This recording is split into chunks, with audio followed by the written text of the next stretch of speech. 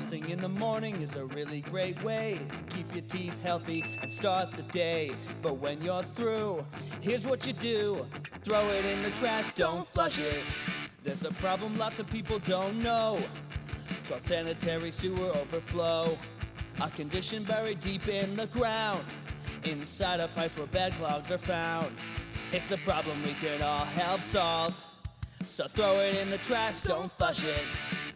Baby wipes, bandages, cotton pads, paper towels, dental floss, clog up bad. Medicines, kitty litter, cotton swabs, hair. Throw them in the trash, don't flush it. It just takes a second to do the right thing, so toss it and let's keep our pipes clean. Throw it in the trash, don't flush it. If it's not toilet paper, don't flush it. Even if it says you can, don't flush it. If you're having any doubts, don't flush it. One more time, don't flush it.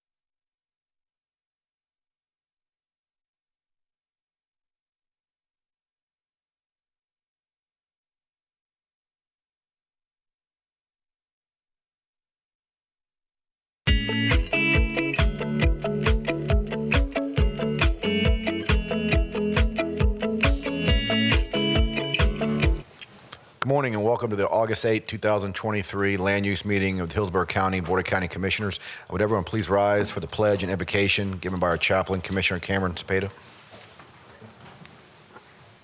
I pledge allegiance to the flag of the United States of America and to the republic for which it stands, one nation, under God, indivisible, with liberty and justice for all. Heavenly Father, we come to you right now We thank you for your blessing over this board and this meeting today. We ask you for protection over every one of our men and women that are serving in the military. We pray for protection over every firefighter, policeman, sheriff's office, Lord, every first responder. We thank you for your protection over their lives. We pray for blessing over Hillsborough County, every resident of Hillsborough County, every need met above and beyond what they could think or ask. And we thank you for your blessing over us and in your holy name. Amen. Thank you, Commissioner Cameron Cepeda. Before we pass it on to Mr. Grady to go over the changes, Commissioner Owen's going to be participating virtually this morning, so if we could have a roll call vote to establish attendance. Hagan? Here. Cameron Cepeda? Here. Cohen? Here. Kemp? Here. Myers? Here. Owen? Here. Wolstel? Here. Thank you. You have a quorum. All right, thank you. Mr. Grady, you want to review the changes to the agenda? Good morning, Commissioners. Brian Grady, Hillsborough County Development Services. We do have a number of changes to the agenda, and once I'm done reading the changes, I'll go through the published withdrawals and continuances beginning on page 3 of the agenda. First change is on page 7, item F1, major mod application 22-1639. There's a correction to the request statement on the agenda. To correct a typo, it should read it should be made a modification to PD to increase RV spaces from 36 to 120. It incorrectly identified the maximum is 130. The next change is on page 9 of the agenda, item F4, rezoning standard 23-0203. The applicant is requesting a remand of the September 18, 2023 zoning hearing master hearing. Next change is on agenda page 10, item G1A, rezoning PD 22-1390. The applicant is requesting the continuance of this application to the September 12, 2023 Board of County Commissioners Land Use Meeting. Next change is on page 10, item G1B, PRS application 23-0210. The applicant is requesting a continuance to the September 12, 2023 Board of County Commissioners Land Use Meeting. And the final addendum is on page 11, item G1. C, DRI 23-0195. The applicant is requesting a continuance to the September 12, 2023 Board of County Commissioners Land Use Meeting. I'll now go through the published withdrawals and continuances beginning on page 3 of the agenda. Item A1, rezoning PD 18-0996. Staff is requesting this item be continued to the September 12, 2023 Board of County Commissioners Land Use Meeting at 9 a.m. Item A2, PRS application 23-0372. This application has been continued by the applicant as a matter of right to the September 12, 2023 Board of County Commissioners Land Use Meeting at 9 a.m. Item A3, PRS application 23-0382. This application is out of order to be heard and has been continued to the September 12, 2023 Board of County Commissioners Land Use Meeting at 9 a.m. Item A4, special use application LE 23-0498. This application has been continued by the applicant as a matter of right to the September 12, 2023 Board of County Commissioners Land Use Meeting at 9 a.m. Item A5, PRS application 23-0508. This application has been continued by the applicant as a matter of right to the October 10, 2023 Board of County Commissioners Land Use Meeting at 9 a.m. Item A6, PRS application 23-0510. This application is continued by the applicant as a matter of right to the September 12, 2023 Board of County Commissioners Land Use Meeting at 9 a.m. And item A7, vacate petition 22-0019. Staff is requesting this item be continued to September 12, 2023 Board of County Commissioners Land Use Meeting at 9 a.m. And that concludes all changes and continuances. Can we have a motion to approve the changes? Move for approval. Motion to approve the changes by Commissioner Myers, second Commissioner Cohen. Please record your vote. Yes.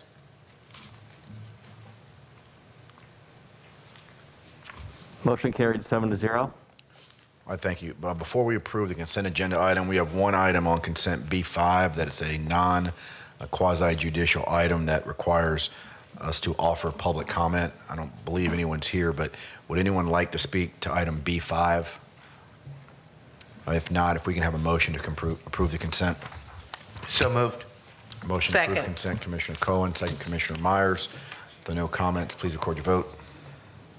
Yes. Motion carried 7-0. All right, so if you're here for a B item, your application's been approved. This time, if you're planning on testifying today, will you please stand, raise your right hand so the clerk can swear you in? You swear to tell the truth, the whole truth, and nothing but the truth? I do. Thank you. You may be seated. All right, thank you. Now we have a phosphate item. Mr. Grady, do you need to say anything before we ask the applicant to come forward? I was just going to introduce the case, and then it's DRI 23-0119. Kim Cruz of the Environmental Services Division will provide a brief overview of the request with staff recommendation before presentation by the applicant. Oh, it does? Oh, I'm sorry. Is that okay? Good morning, Commissioners. Yes, sir. I think this will help set the table. Sorry. Yes, I think this will help set the table for the discussion with a brief staff introduction, if that's. Okay, yeah, that's fine. Yes, thank you. Please proceed. Good morning, Commissioners. I'm Kim Cruz with Hillsborough County. For application 23-0119, the applicant seeks to reduce a setback of 200 feet from County Road 39 right-of-way to 80 feet for the purpose of extracting phosphate ore within an area of Lonesome Mining 13. The development is situated in southeast Hillsborough County.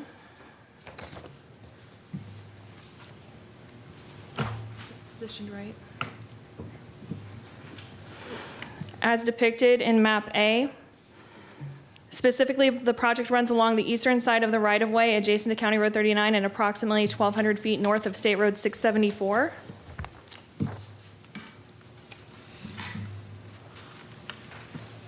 As depicted in map E3. Of the 91.7 acres of the proposed mining, 60.9 acres is proposed for mining and 30.7 acres is proposed for best management practices, also known as protective measures.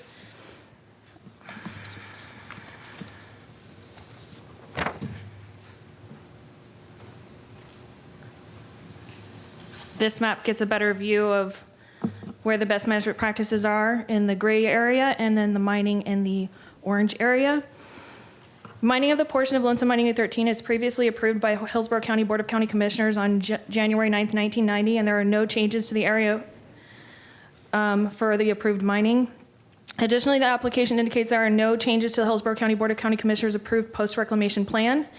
A similar setback reduction waiver was approved by Hillsborough County Commissioners and effective on August 22nd, 2007 to reduce a 200-foot right-of-way setback to 80 feet from the County Road 39 for Lonesome Mining Unit 19, which is located on the west side of County Road 39. No adverse impacts excuse me, were observed with the previous setback reduction. The application was reviewed by Hillsborough County staff and the Phosphate hearing master. The applicant appears to have demonstrated using substantial and competent evidence that the setback requirement is unreasonable and that a lesser requirement would not adversely affect public health, safety, and welfare. The applicant has also demonstrated that the setback reduction, if granted, will not affect adjacent properties with respect to impacts to water quality, water quantity, air quality, vibration, noise, aesthetics, environmental impacts to wetlands, offsite drainage, and floodplains. So the applicant appears to have demonstrated that the proposed activity is consistent with the Hillsborough County Land Development Code and Comprehensive Plan. The Phosphate hearing master and Hillsborough County Environmental Services Division staff recommend conditional approval based on the 8 conditions outlined in Section 4 of the Phosphate hearing master report. Mosaic has agreed to abide by these conditions of approval. All right, thank you. Thank you. Is the applicant here? Good morning. Good morning, Commissioners. Vinette Gadelia with Stearns Weaver Miller, 401 East Jackson Street. I am counsel for Mosaic. We do want to make a brief presentation today. You haven't had a phosphate item, I think, on this agenda for a very long time. So just a little bit of perspective. And I'm going to have Mr. Jake Dotson, who is expert mine permitting and with Mosaic, give you that presentation in about 6 minutes. And then there were several experts who were referenced in the Phosphate hearing master's order of approval, and they are here as well, geotechnical expert, planning expert, management and operations. So if there are any questions from the board, we have folks here to respond to those. And so I'll just have Jake come on up and do his presentation.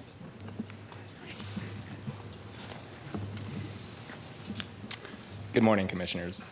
My name is Jake Dotson, address 13830 Circuit Crossing Drive, Lithia, Florida, 33547.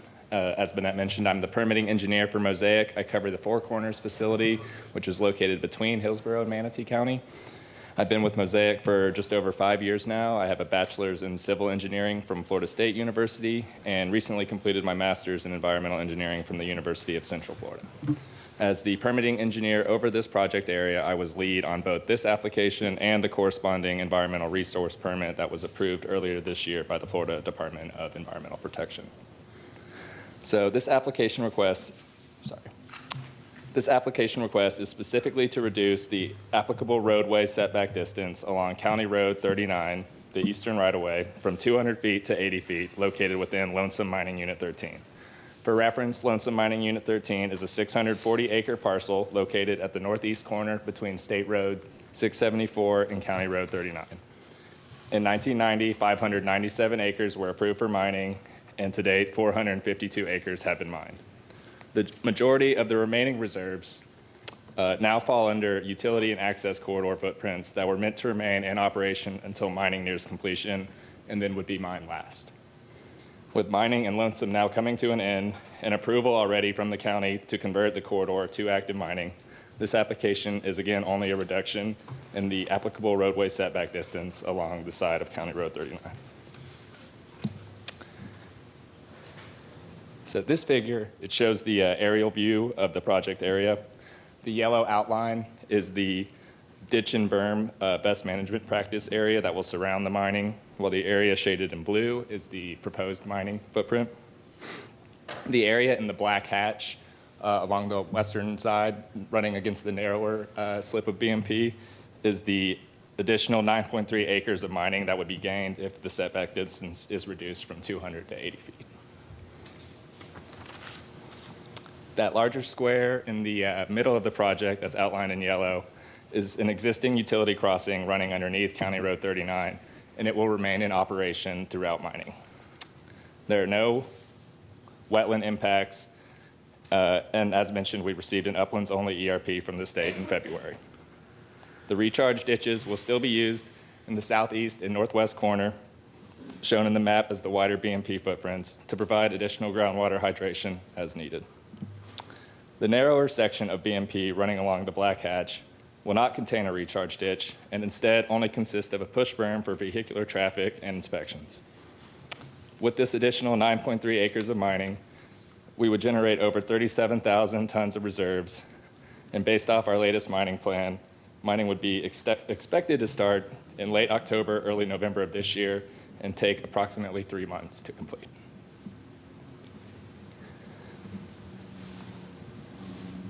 So here we list and show similar roadway setbacks that were approved by the county already. We have one in Lonesome Mining Unit 13 along State Road 674 to the south, which was reduced from 200 feet to 80 feet. 200 feet to 80. And then in Mining Unit 19 across to the other side of County Road 39, there was the same setback distance of 80 feet, which was approved in 2007. So as part of the setback reduction waiver criteria, Ardeman and Associates conducted a static slope stability analysis over the area in August of 2022. From that review, a minimum setback distance of 60 feet was determined to still provide protection to the roadway and its infrastructure.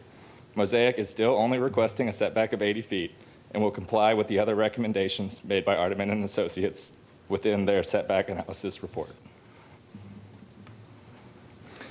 As shown in the zoning map, Mosaic owns almost all of the adjacent land except County Road 39's right-of-way and a TECO substation at the opposite southwest corner of State Road 674 and County Road 39.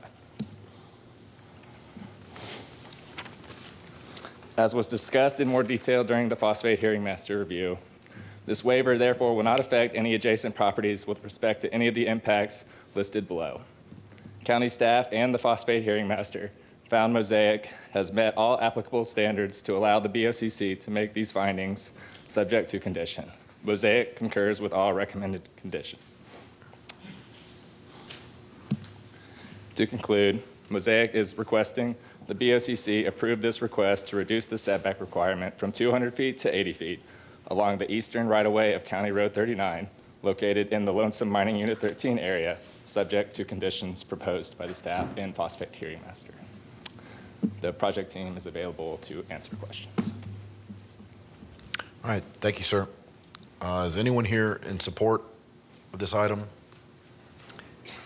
Anyone in opposition? All right, Commissioner Owen? Yeah, thank you, Mr. Chairman. I'm sorry my voice is not very good, which is probably a good thing for you all. Mr. Gormley, this property, I know this area well, but just for the other commissioners, this is all surrounded by mining, correct? Yes, sir. Besides from the right-of-way, yes, sir. And there was one person that had an issue on the, on environmental issues, but I know that particular issue wasn't close to her property, and we've resolved that matter. Yes, sir. That's correct. She had inquiry prior to the hearing, and staff spoke with her and was able to address her concern. Very good. Well, I'll move for approval. Thank you. We got a motion to approve by Commissioner Owen, second Commissioner Myers. If no comments or questions, please record your vote. Yes. Motion carried 7-0. All right, thank you. Mr. Grady, introduce E1. Yes, Commissioners, the next item is agenda item E1, PRS application 23-0502. This is a request for a minor modification of existing plan development located at the northwest corner of US 301 and Causeway Boulevard. The request is to remove the requirement for a sidewalk along South 86th Street, as well as to remove parcel specific FAR limitations on the project. Commissioners, this was before you at the last land use meeting. Some residents spoke in opposition concerns about this application at the last meeting. It was continued by the applicant to provide for opportunity for further discussions between them and the residents. Also, an issue that was arisen at the hearing was concerns about the bridge that crosses the creek. With respect to that item, Josh Bellotti will provide some brief information on the status regarding that bridge.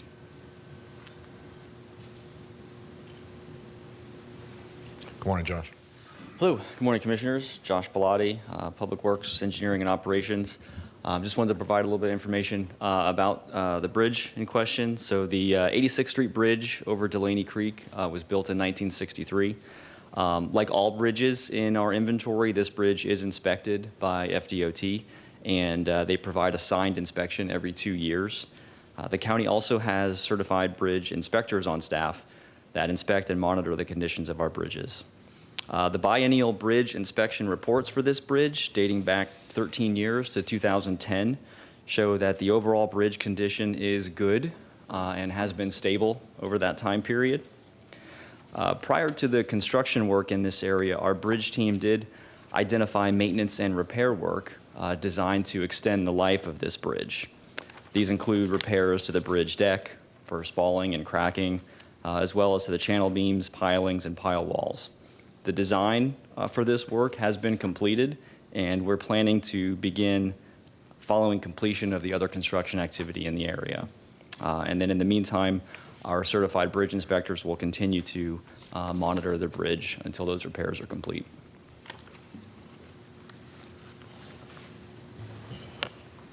So Commissioners, that was a response to some of the concerns that were expressed by the neighbors. I believe at the last hearing, there were some concerns expressed about the bridge cracking and water being able to be seen flowing underneath. And so wanted to provide this information to assure the board that the bridge is not in a unsafe condition, and the repairs that have been previously identified to the bridge was not a result of any construction traffic, but it's a normal maintenance of the bridge that has some age to it. Okay, thank you. Is the applicant here? Thank you. Good morning, sir.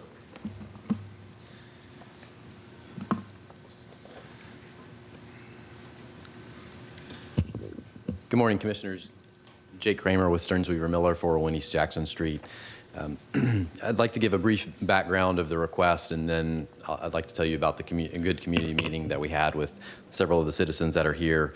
I have the pleasure of representing Colonnade Crosstown, which is the developer of this industrial project.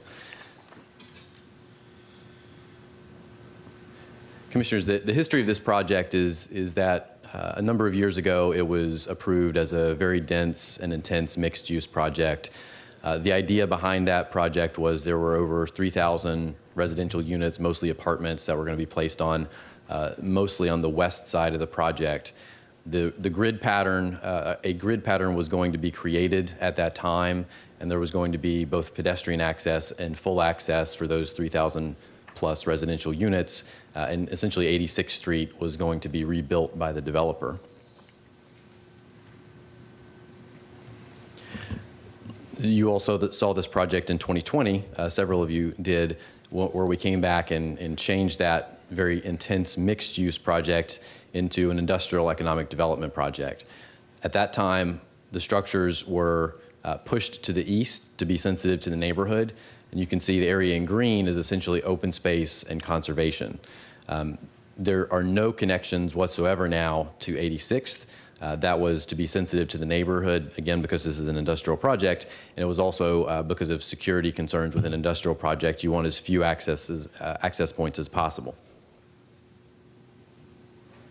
Unfortunately, at that time, we missed a condition about a sidewalk. We did remove the condition to rebuild 86th, but this was simply missed. The issue is that there's a practical difficulty with building a clear span bridge over Delaney Creek, which is regulated by the Army Corps, by a number of other federal and state agencies. And it's very difficult also because of the power lines. There's also a really nice tree canopy on 86 that would have to come down if this bridge associated with the sidewalk were to be built. You can also see in the upper right-hand corner, the second part of this request, as I explained last month, is to clarify some conditions to make sure we're not penalized if and when we reach an agreement with the Expressway Authority to help them with some expansion plans and some intersection improvements. So I would say this is, last month was a good example, I think, of where citizens come forward and we're able to then sit down and work through their concerns. We had a meeting, a number of citizens from the neighborhood came, several of them are here today. They may have a few words to say. They did ask me to mention a few things that came out of our community meeting, even though they're not directly relevant to the request. They asked me to put these on the record. One of them was that there was a concern about potential adverse impacts from construction on their wells. There are a number of citizens that are still in wells in this area. We spoke with the director of EPC, Ms. Janet Lorton. She said she did not see anything associated with our plans that would cause effects on wells. However, we did get them the information for the Department of Health, which tests private wells, and we've told them we're here to help. Once they get those test results back, we're happy to sit down and speak with them about it. The second issue that we spoke about in the meeting was concerns about making sure our new stormwater ponds, because this is the Delaney Creek floodway, making sure that our new ponds don't have adverse effects on the citizens that live near that floodway in the creek. The good news is construction is ongoing and we're in the wet season, so we're going to be able to monitor that over the next handful of months and make sure all these ponds, they're designed to the 100-year storm event. And again, we're going to be able to make sure that they are performing as they were intended and designed and permitted. Two other issues, again, they asked me to just put these on the record, is that several of them noticed a mosquito issue potentially related to some new mitigation that was constructed by the developer at EPC's request. And so we're going to be spraying those areas for mosquitoes for them to be a good neighbor.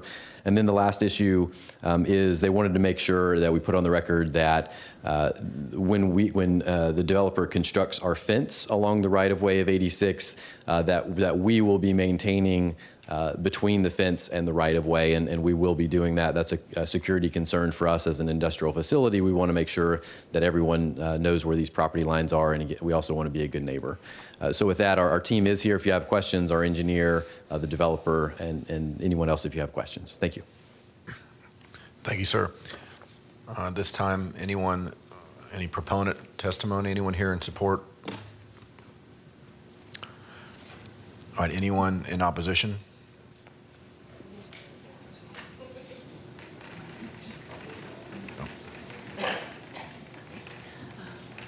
Good morning. Good morning. Thanks. Hi, my name is Michelle Junkel-Horn, and I live across from the property that is being developed. I was the one that had voiced a lot of the concerns, and we did have a meeting, and we are concerned about the possible well issues that could result from maybe contamination from the ponds that are going to be on the property. We did have a private meeting and discussed this, but I just wanted to make sure that it was on the record so that further on down the road, if there's issues with the spillway or adversely affecting our properties with our wells, they did say that it could take at least 6 months for the water to adjust to the new water table. So right now, we're just in a wait and see. So I don't really know what happens next. Hopefully, there won't be any more problems. Thank you, ma'am. Appreciate your comments. Thanks.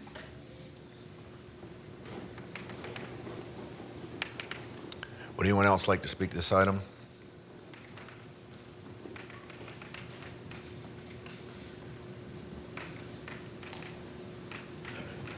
Good morning.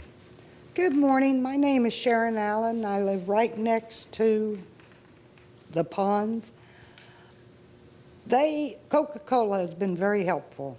They are speaking with us. They're going to get something for all the mosquitoes that's coming to my house. My concern is aquifer. Our water, because I'm on well. I don't have city water. That's my main concern is the aquifer right now. So I just want it on record. If something happens, we showing our concern about it. Thank you. Thank you, ma'am. Anyone else like to speak to this item?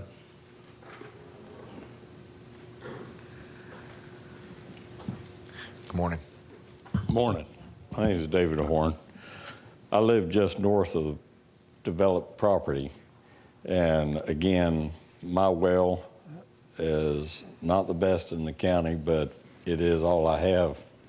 And Michelle does have livestock that needs to be watered. And there's no municipal lines in that area for us to use or connect to at this time. So our concerns for our wells is valid. Thank you. Thank you, sir. Anyone else? The applicant has opportunity for rebuttal if you need to add anything. Yes, sir. Jake Kramer again. Again, this request doesn't necessarily relate to the ponds, but as you've heard, we're working with the citizens. We're aware of the concerns. We've had several conversations with EPC since we were last before you all. They don't see an issue at this time, but they're aware of the concerns, and they've pledged to work with us as we have with the citizens if we do see any effects in the future. So thank you. We ask for your support today. All right, thank you. Commissioner Myers?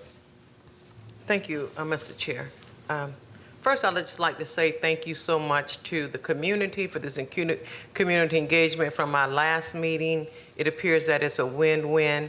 I had the opportunity last week to go out and visit the site. And so thank you all so much for bringing it to this board attention. Joshua Bellotti has already addressed all of the issues. I would ask that our EPC director, Janet Lawton, in February or March of 2024, make another visit out at the site, since that appears to be a concern regarding the wells, and also on the ponds. We will keep monitoring that and make sure everything is in compliance. So therefore, I move for approval of this project. It is in my district. Thank you so much. I got a motion to approve Commissioner Myers and Commissioner Wostel. Commissioner Wostel, you're recognized. Yeah, as far as the well concerns, Commissioner Cohen might know a little bit more, but I know that some areas in South County, the moment they had questions about their wells, Tampa Bay Water showed up immediately. And this is one of the lowest populated areas of the county. It doesn't matter to them. They'll show up, they'll test your wells. And if there's any issues that occur, there's programs that will help you cure whatever issues might come with your wells, including digging deeper. Right? Okay, I'm getting head nods that what I'm saying is correct. So I want the citizens to know that those concerns, Tampa Bay Water is responsive, and they will come out and help cure any of those concerns. So thank you for bringing them up.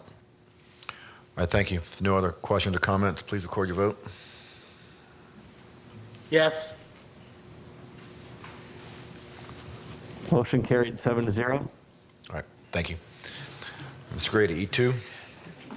Yes, the next item is agenda item E2 is PRS application 23-0650. This is a request for a minor modification of existing PD that's located north of Waters Avenue on the east side of Henderson, and it's bounded on the north by the Veterans Expressway. The request is to modify building height and setbacks for multifamily, which is currently permitted in this portion of the planned development. The request in the area that would be affected by this modification is shown in the site plan, that area highlighted. Basically, the request is to increase the maximum building height for multifamily from 45 feet 3 stories to 58 feet 5 stories, whichever is more restrictive, and reduce setbacks along Henderson Road from 30 to 10 feet. Staff is recommending approval and noted that with the Henderson Road right-of-way and the Twin Oaks Boulevard access to the residential of the west, there's approximately 120 feet of separation between this area and the residents to the west. Therefore, we are recommending approval and available for any questions. Thank you. All right, is the applicant here?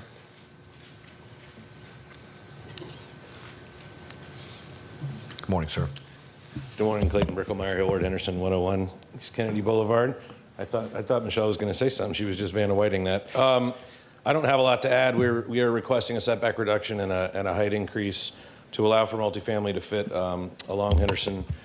It's consistent with the previous 2 approvals that we've done on this site, including Renaissance 7, which is the building on the southwest corner, which is approved up to 90 feet. The residential to the west is, as they was mentioned, very well buffered by a road and then a strip and then another road. And I'm available for questions. Thank you, sir. Would anyone like to speak to this item in support? Anyone in opposition?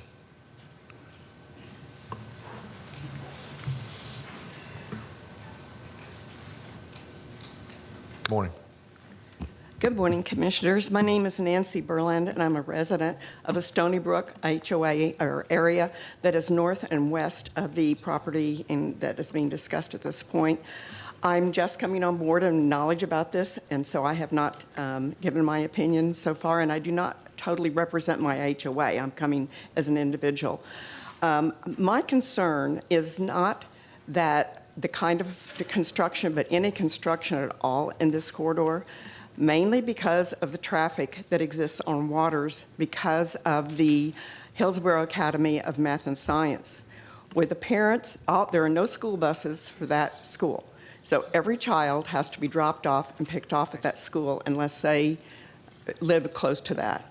Excuse me, ma'am, I'm sorry to interrupt. I wonder if this testimony is meant to be related to item G2? Do I have the wrong? Are you concerned about the one on Montague and Waters? Yes. Yes, that will be later in the agenda. I'm so sorry. Right. Apologies. Thank you. Thank you, ma'am. All right, anyone else like to speak to the item? Commissioner Cohen? Well, I don't get to say that something is in my district as often as some of the other commissioners do. So I wanted to just point out that there's a large wooded buffer between the building and the road, and that will increase the setback and maintain the integrity of the separation. So with that, I'd like to move approval. We got a motion to approve, Commissioner Cohen, second Commissioner Kemp. If no other comments, please record your vote. Yes. Motion carried 7-0. All right, thank you. Now on the regular agenda, Mr. Grady, you want to introduce F1? Next item is agenda item F1. It's major mod application 22-1639. The applicant's Masonic Park and Youth Camp Incorporated. The request is for a major modification of existing planned development that's located at the corner of Willow Road and 301 in South County, south of Sun City and Waimama area. Again, here's a close-up aerial of that. The specific nature of this request is within the PD, and which you can see in the aerial in the southeast corner. They're asking to increase maximum RV space that are permitted within the project from 36 to 120. And then the project in PD has been calibrated to ensure that maximum entitlements for the youth camp with respect to number of campers in campgrounds and the RV spaces meets code compliance regarding the maximum entitlements allowed based on the acreage of the parcel. Staff is recommending approval with conditions, and we're available for any questions. Thank you. All right, thank you. The applicant here. Good morning. Morning. Jamie Mayer of the law firm Hillsborough Henderson, representing the applicant at 101 East Kennedy Boulevard, and I have been sworn. I have just a few paper slides for you this morning. Thank you, Mr. Grady, for the introduction of the case. This is a request for a major modification to an approved PD in the Little Manatee South area. It's a long-standing existing recreational use. It's the Masonic Park and Youth Camp. It's an approved PD for recreational vehicle spaces and traditional campgrounds with accessory uses for the use of park guests only. And it's been owned and operated by the Masonic Park entity since 1969, and it's even in the Little Manatee South Community Plan map as a recreational and open space use. They've operated with 120 RV spaces for decades until recently, as I'll explain in a moment. During zoning conformance in the 90s, it was assigned a PD district that recognized what was there, what had been there for a long time, but only 36 RV spaces were approved in those conditions. So again, historically, they still operated with 120 spaces. The Masonic Park entity is a nonprofit. There's frequent board turnover, and record keeping from board to board did not track the PD approval. So each board took the prior board's actions at face value and maintained that operation level at 120 spaces. And then the current sitting board received a code enforcement case in 2020 regarding the number of RVs. So that's when they learned what their PD zoning limitations were, and they took swift action. We assisted with that as well to ensure they were brought into code compliance. They have not had more than 36 RVs on the site since early 2021. But that has come at a cost. They've had to sacrifice a significant amount of revenue that they've relied on for many years to keep the park in operation. And it's also been a loss of a camping resource for folks who come from the county, from the surrounding areas, and many who come from all over the country and even Canada to park their RVs at Masonic Park, especially during the winter, and enjoy that resource. And so we're here to request a major modification to simply raise the number of RV spaces on the site from 36 to 120, which does reflect what they had done before, but to have that as part of the PD. This is my last slide. Just want to show you the prior existing PD plan and the major modification. The modification area is in green. That's what you've seen in those aerials. That is the area where the RVs are parked on the site. There's no changes proposed to the uses within the site, to the layout of the uses respective of each other. So the traditional campground with the RV park, none of that's going to change. Planning Commission found the request consistent and compatible and in furtherance of the goals of ecotourism, recreation, open space, and that it's consistent with the rural character of the area. Development Services staff also recommended approval, and the zoning hearing master recommended approval as well. We received also over 90 letters of support for this case, many from former campers who have been unable to camp there. So we respectfully request this board's approval. We are here for any questions, and I would request that my remaining time be held for rebuttal. Thank you. All right, thank you. Is anyone here in support? We may have one person virtually.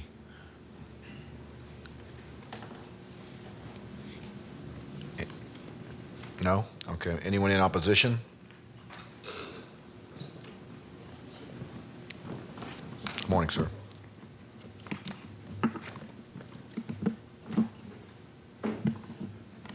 Good morning, Commissioners. John Hooker, 8621 North Willow Avenue, Tampa.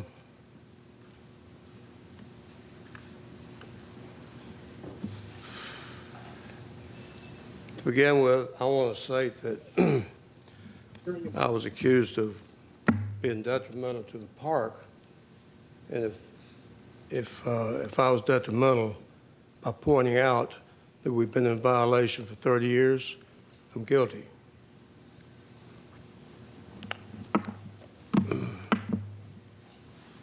Now, I'd like to point out to you where the park is located. You'll see here, let me get over here, on the southeast corner, there's approximately 300 acres of wildlife conservation area that the county owns. That would be right there.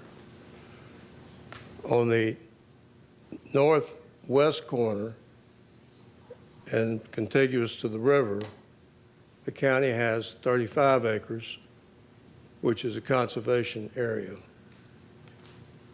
On the northeast corner, contiguous to the property, is 200 acres, which is right in this area, which is owned by Swift Mud, managed by Hillsborough County Conservation Department. Recently, Hillsborough County purchased 78 acres right here to preserve it as a conservation area.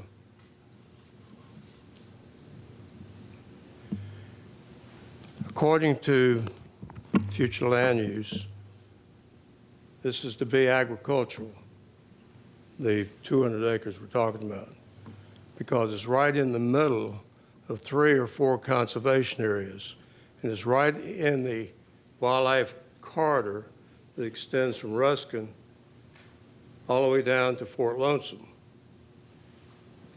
The natural boundary is Willow Road and Southfield Road in this area. Additionally,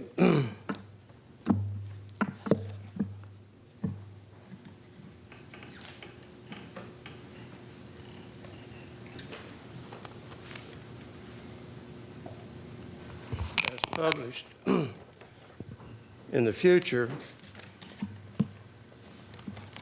the cross-country greenway and hiking trail is going to come down to this point and then cross over to 301, which is another addition to the greenway coming out of Sun City. Now, at this point, right here, that goes right through the middle of the Masonic Park. There's another.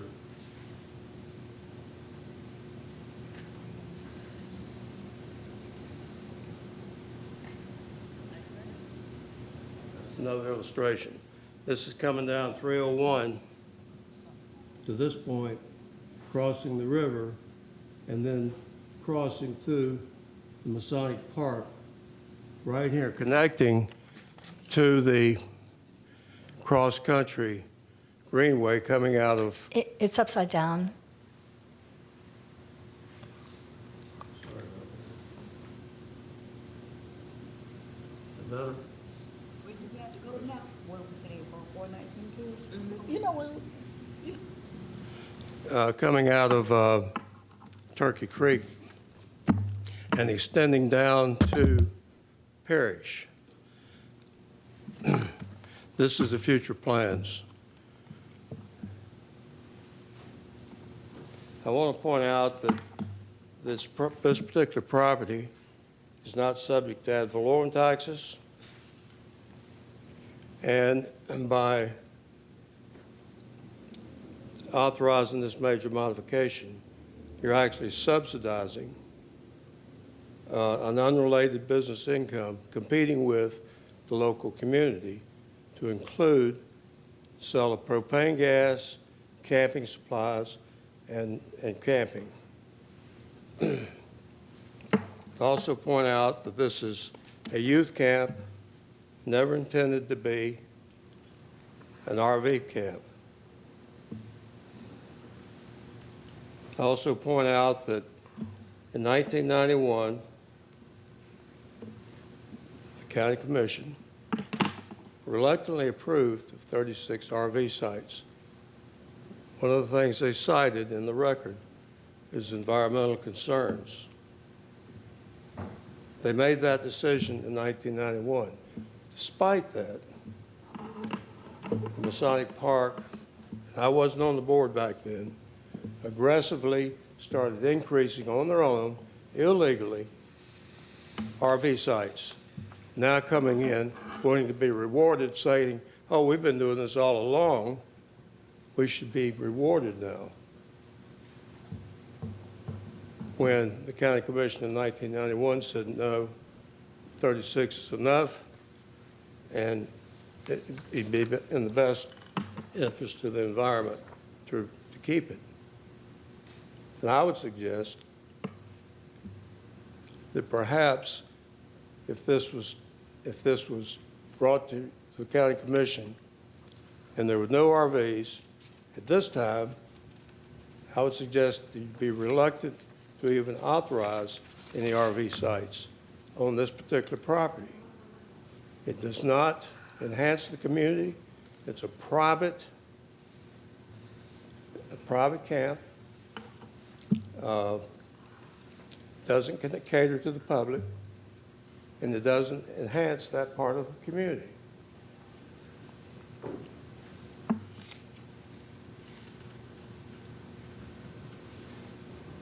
I also want to remind you that in September of last year, the United States Congress passed legislation putting the Little Manatee River under the control of the National Park Service.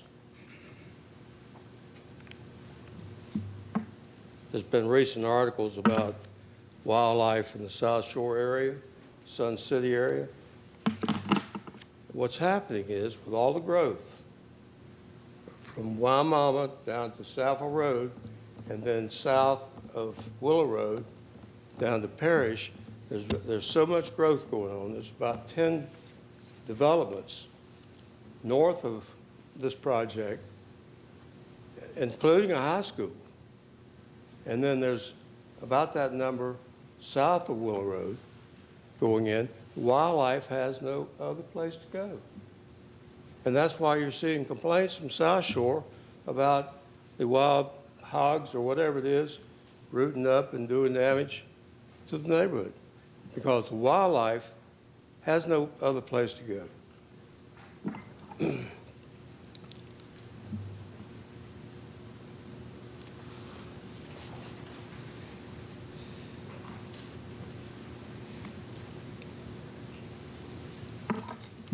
I would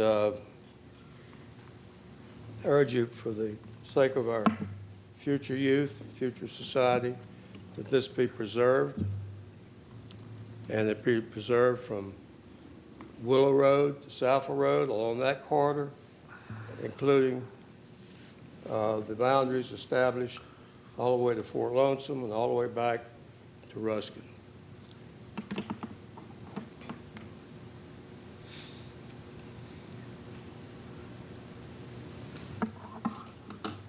I'd also suggest that you consider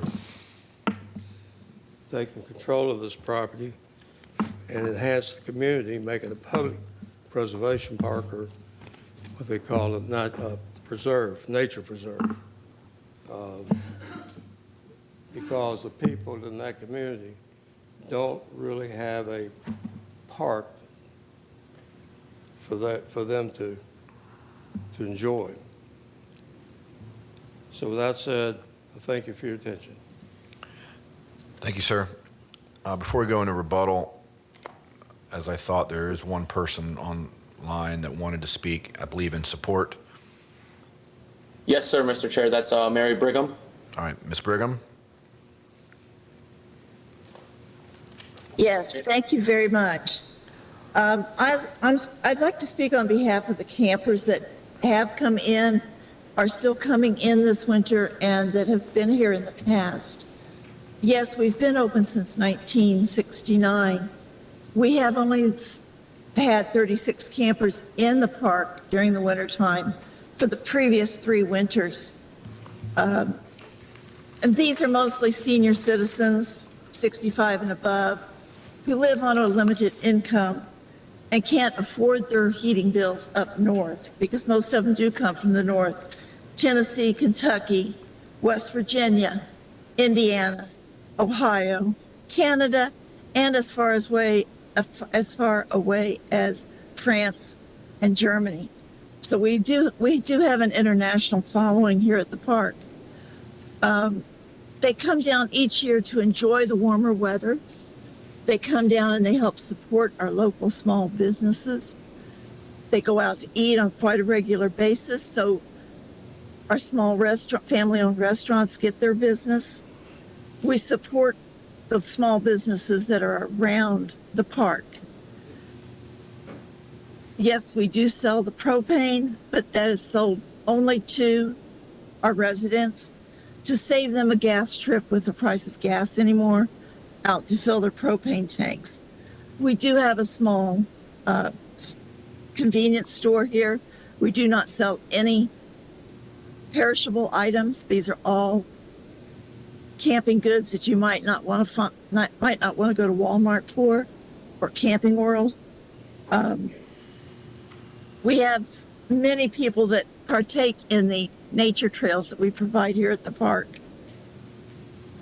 They go out and they help clean the trails. They enjoy the walking on them. They enjoy seeing the wildlife that we do have here in the park. They also help maintain the park, mowing the grass, trimming the trees, keeping the weeds down.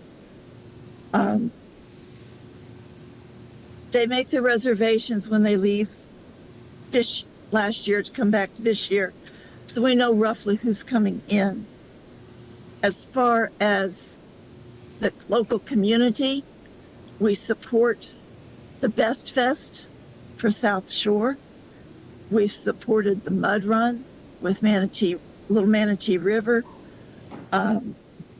We support the Scouting. We support the Masonic youth as well. We would really love to see our park open back up to 120 sites. We've made many, many, many friends who we consider family through this park. As all of you know, many of us are getting older. We are downsizing our homes, and a lot of them are going into living in their RVs. So they appreciate coming down to what they consider home base. No, they don't spend a lot of time in here, but they spend at least 3 months every winter. And they enjoy spending those 3 months. I don't know what else I could say to convince you commissioners to approve this. I do ask that you consider approving it, because we do support our local community through the park. Thank you for the time. Thank you, ma'am. This time, the applicant has 5-minute rebuttal. No, sir, you're done. Applicant, you have 5-minute rebuttal. Good morning again, Jamie Mayer for the record. Much of what you've heard relative to the opposition is not relevant really to the request before you, and no expert testimony was provided to support the claims that were made. As to the planning concerns, Planning Commission staff and Development Services staff have reviewed this and are recommending approval and finding consistency. We did have Water Science Associates review the site for the potential environmental concerns that were raised, and they did not see any issues. Mr. Alfieri of Water Science Associates is here if you have any specific questions for him. You have ample, competent, substantial evidence in the record that supports this request. And I would, even though, again, a lot of what was said is more related to the internal operations of the park and to its bylaws and such, I would like the applicant to come up and speak and address some of those things just because of what's been said. And we request your approval. Thank you. Morning, sir. Good morning. My name is Eric Pade, 4214 Sandy Shores Drive in Lutz. I'm the past president of the South Tampa Masonic Lodge. I'm currently a director on the Board of Directors for the Masonic Park and Youth Camp. Quickly, as just as part of the rebuttal, the gentleman that just spoke was not removed because he disclosed that we had in excess of a number of RVs, but rather for his attempts to sell the park. The primary commitment from everybody that becomes a member of the Board of Directors is to own and operate a Masonic Youth Park. He is correct that this park was never established for the purposes of having RVs. It was just a byproduct when, in 1969, when the park started, these campers would come down, volunteer their time to help develop the park, and as the park grew, so more came. And eventually we had to start charging those people because it literally became 100 RVs coming down every winter cycle. Now they volunteered, and to the issue of unrelated business income, when an entity owns its land and uses only volunteers, any revenues from RV rentals is not considered unrelated business income, and that's been verified by both our tax accountant and our attorneys. But that's not really relevant to today. Today is about our retaining the park. And we have spent over 50 years now protecting that asset. We have almost a mile along the Little Manatee River. 150 acres of our 200 acres is still, to this day, 5 decades later, untouched. And it is true. We don't disagree. There's, subdivisions are closing in, the wildlife are being squeezed out, and yet our park abounds with it. Why? Because they have a refuge. And we just completed an environmental study with Naylor Solutions, and they just documented that the gopher tortoises that exist on our property, they don't exist in the RV area. It's less than 8% of the park. It's been cleared of trees and vegetation for 50 years, and there's no reason for them to live there when they have plenty of other options. So I don't disagree with the need to preserve. As far as the greenway that he showed, that was a proposal from 1994. That map's been updated 5 different times. They can't just run a straight line through 12 different people's property. And we already have 2 miles of walking trails. So there's really no need. And to sell the park to the county, we just got an offer 6 weeks ago from Meritage Homes. They offered $11 million. The Board of Directors, the same day, unanimously rejected it. It is our commitment for the next 50 years to protect this resource. And the RVs are the only way we're going to do that. Our primary purpose is to support the youth in our community, and that goes from the Children's Shriners, Children's Hospitals, Metropolitan Ministries, 6 different youth organizations for Masonic youth. I could go on. That's the purpose. This revenue is used to maintain, retain, and improve the park, and the rest of it, none of it goes to us. For 50 years, everyone that's volunteered, we don't get paid. All that money goes back into our community. And that's what will happen now. Our insurance just increased from $10,000 a year to $40,000 a year, and within a few years, we are not going to be able to retain this park. And then a company like Meritage Homes will end up with it, and all the things that people have expressed concerns about, then they will come true. In the meantime, we need your support to continue doing the primary obligation of a Mason, which is charity, and that's where all this money will go. Thank you. Thank you, sir. Planning Commission, I believe Ms. Leinhardt is virtual. I am, sir. Thank you. Melissa Leinhardt for the record, Planning Commission staff. The subject property is located within the agricultural rural 1 to 5 future land use category. The site is in the rural area and it's also located within the limits of the Little Manatee South Community Plan and the South Shore Area-Wide Systems Plan. The rural area is intended for long-term agricultural uses and large lot, low-density rural residential uses that can exist without the threat of urban or suburban encroachment. The applicant is proposing to expand the number of RV spaces in an existing park, which is consistent with the rural character intended for the rural area, as well as typical uses that are expected in the AR 1 to 5 future land use category. The proposed rezoning meets the intent of Objective 16 of the future land use element and its associated policies related to neighborhood protection. The applicant is requesting a variation from the Type A buffering and screening requirement, and this request is to utilize the existing mature tree canopy and vegetation along Willow Road in place of a new buffer. The subject site is surrounded by existing recreational uses, conservation land, some light commercial uses, and single-family residential. The existing vegetation and conservation land on and surrounding the site acts as a buffer from the surrounding uses. Furthermore, main access to the site is located off of a major roadway, and emergency access is limited to Willow Road, which will restrict traffic from the single-family neighborhoods to the west, consistent with policy direction related to compatibility. The subject site meets the intent of the Little Manatee South and the South Shore Area-Wide Systems Plan as recreational programming, preservation of natural areas, and tourism are identified as goals. The proposed improvements to the RV area will expand the opportunity for ecotourism and further the goals outlined in the community plan. Based upon those considerations, Planning Commission staff finds the proposed modification consistent with the unincorporated Hillsborough County Comprehensive Plan, subject to the conditions proposed by Development Services. Thank you. All right, thank you. Hearing Master? The zoning hearing master considered the major modification to a 199.91 acre planned development currently approved for 36 recreational RV spaces and a youth camp. The applicant's representative stated that the RV park and youth camp, known as the Masonic Park and Youth Camp, has existed since 1969. As part of the county zoning conformance process in 1991, the subject property was zone plan development. The applicant's representative testified that while the PD limited the number of RV units to 36, the site has historically operated with 120 RV spaces for decades. It was stated that the nonprofit organization that runs the camp did not track the PD approval. A code enforcement citation in 2020 brought to light the issue of the maximum number of RV spaces, and the RV park has complied with the zoning conditions since the violation notice was provided. The major modification request is now to allow 120 RV spaces on site. No changes are proposed to the camping area or site layout. The applicant's hydrogeological engineer has testified that a study was done that concluded that the septic system is functioning properly and no issues are occurring.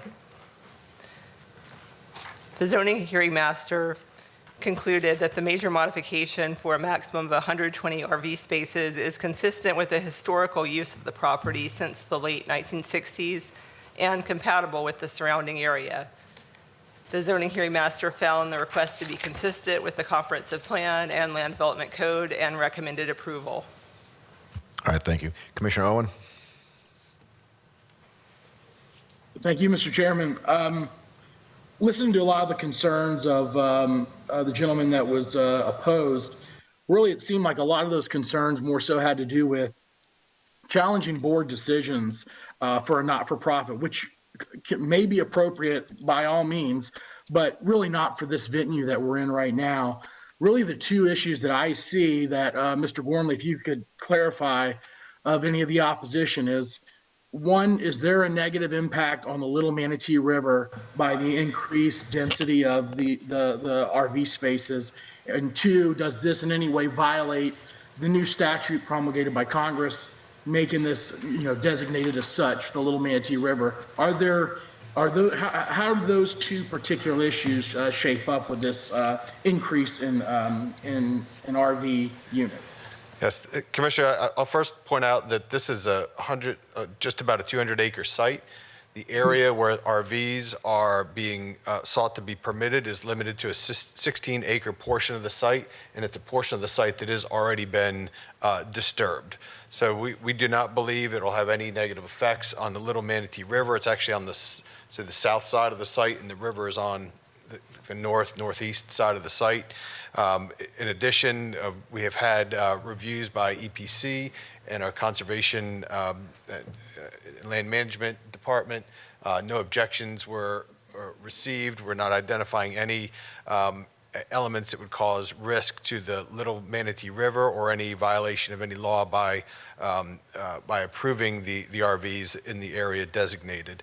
I will also note that there is a compatibility plan that's required when the site does develop to ensure that the site operates compatible with surrounding nature preserves. So we believe that this application will not have any negative impact on the Little Manatee River or otherwise threaten its health and vitality. Yeah, and surely keeping and preserving these parks, I think, are important, especially out there in South County. But hearing that, Adam, thank you for that. I'll move for approval and sit back and listen to other commissioners. Second. Got a motion approved by Commissioner Owen, second Commissioner Myers. Commissioner Wostel? I just had a question for the applicant's attorney. Hi, what did you say happened in the 90s? So Oh, thank you.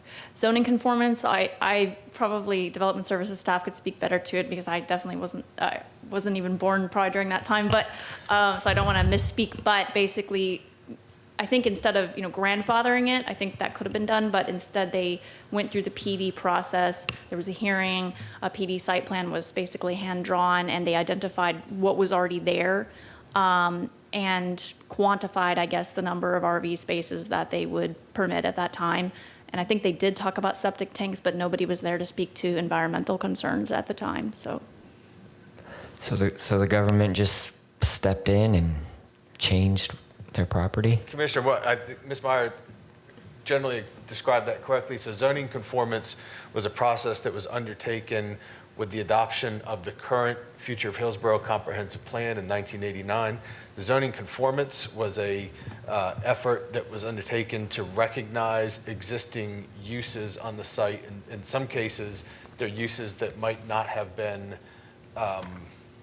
what was envisioned by the comprehensive plan, but in many cases, such as this, they were recognized for their existing uses. So rather than coming in and making rules that would change and change what they could do, it essentially recognized existing uses, and that's what the zoning conformance was. It was to take our old zoning categories and conform them to the greatest extent practicable while recognizing existing uses to the then new comprehensive plan. Yeah, I would have been like 7. I don't know what was happening in the 90s. I guess the government threw property rights out the window then, huh? I mean, that sounds like they just kind of came in and said, we appreciate what you thought you were going to do, but here's what we envisioned, so you're welcome. Awesome. Okay, thank you. All right, we got a motion to approve, Commissioner Owen, second Commissioner Myers. No other comments, please record your vote. Yes. Motion carried 6-1. Commissioner Cameron Cepeda voted no. Okay, next item.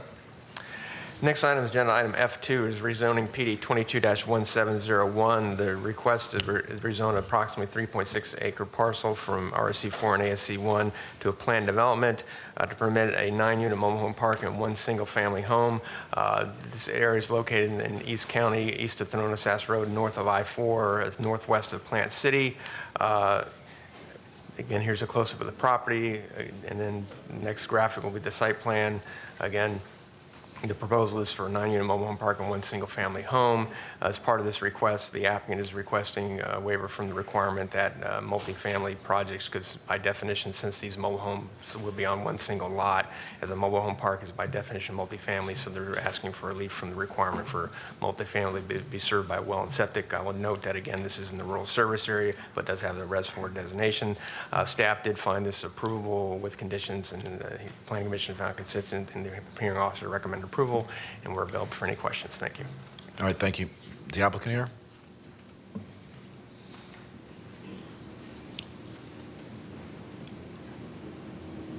Good morning, sir. Good morning, Commissioners. My name is Colin Rice with the law firm of Older Lundy, here on behalf of the property owner and applicant, Oaks of Plant City, LLC. I won't rehash all the details here. I appreciate staff's cooperation, and their summary really hit it on the head. Basically, we are seeking to rezone a planned development on approximately 3.7 acres for 9 additional mobile home units, 1 existing single family for a total of 10. As is reflected in the zoning hearing master recommendation, there was a neighbor concern about stormwater and sewer. These concerns are addressed at site development and will be accounted for in addition to the orientation of the sites to the west to accommodate the wetland system as best we could. We're proud that this application, again, has no objection from reviewing agencies. Planning Commission staff has found it consistent with the comprehensive plan.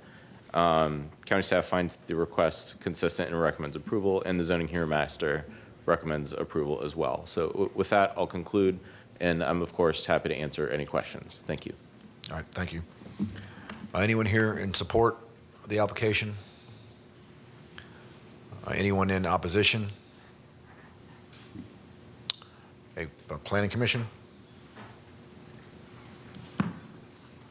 Thank you. For the record, Melissa Leinhard, Planning Commission staff. The subject property is located within the residential 4 future land use category. The site is not located within the limits of a community plan.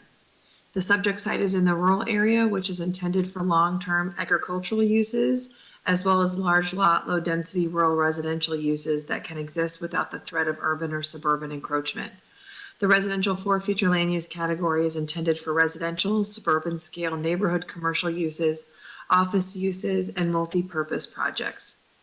The proposed density of 10 dwelling units in the residential for future land use category is compatible with the existing character of development in the area, as there is an existing mobile home park directly adjacent to the site to the south. The site is surrounded by the residential 1 and residential 4 future land use designations. The area mainly contains agricultural and low-density residential uses. The proposed development is lower density in nature and will allow the area to remain rural in character. Therefore, the proposal is consistent with future land use element Objective 8 and Policy 8.1. The proposed rezoning meets the intent of future land use element Objective 16 and its accompanying policies related to neighborhood protection.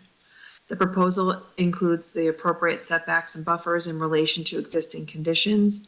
In addition, the proposed 1.29 acre wetland conservation area and the 0.29 acre stormwater retention pond on the east side of the development serves as a buffer from the existing single-family dwellings and protects the environmentally sensitive land on site.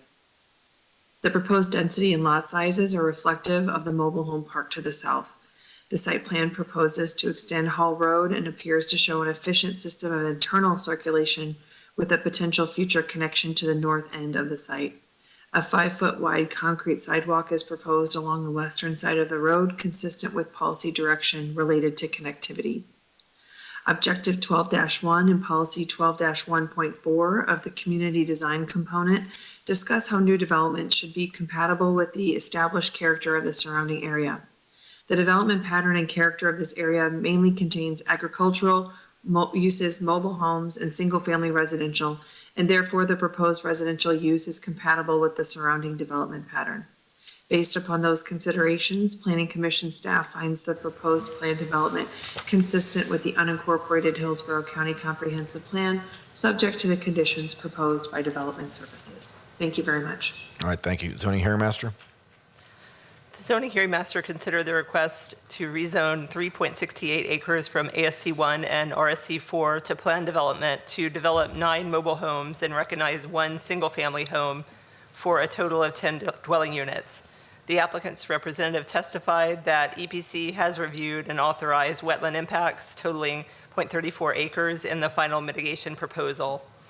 A waiver is requested to the code provision that prohibits the use of septic tanks for multifamily units. The applicant's representative justified the waiver by stating that the proposed dwelling units are mobile homes and not apartments, and that mobile homes are a common dwelling type in the rural area. The waiver is justified as the subject mobile homes are considered multifamily only because there are more than 3 units per zoning lot. The zoning hearing master found that the mobile home units are consistent with the surrounding area and septic tanks are common in the rural area. 1 person testified in opposition at the ZHM hearing. Concerns were expressed regarding the proximity of the majority of the mobile homes to their property and possible negative impacts from the projects pertaining to flooding and impacts from the proposed septic tanks. The applicant had confirmed and rebuttal that all applicable regulations would be followed regarding stormwater drainage and the use of septic tanks. The zoning master found that approval of the plan development zoning with the conditions proposed by the Development Services Department would be consistent with the comprehensive plan and land development code and compatible with the nearby area, and recommended approval. All right, thank you. Commissioner Owen? Thank you, Mr. Chairman. This was one of those, I guess, new commissioner moments for me when I was first looking at this, because I really didn't know mobile home parks are considered multifamily, especially when you're in the rural service area. So this is very interesting.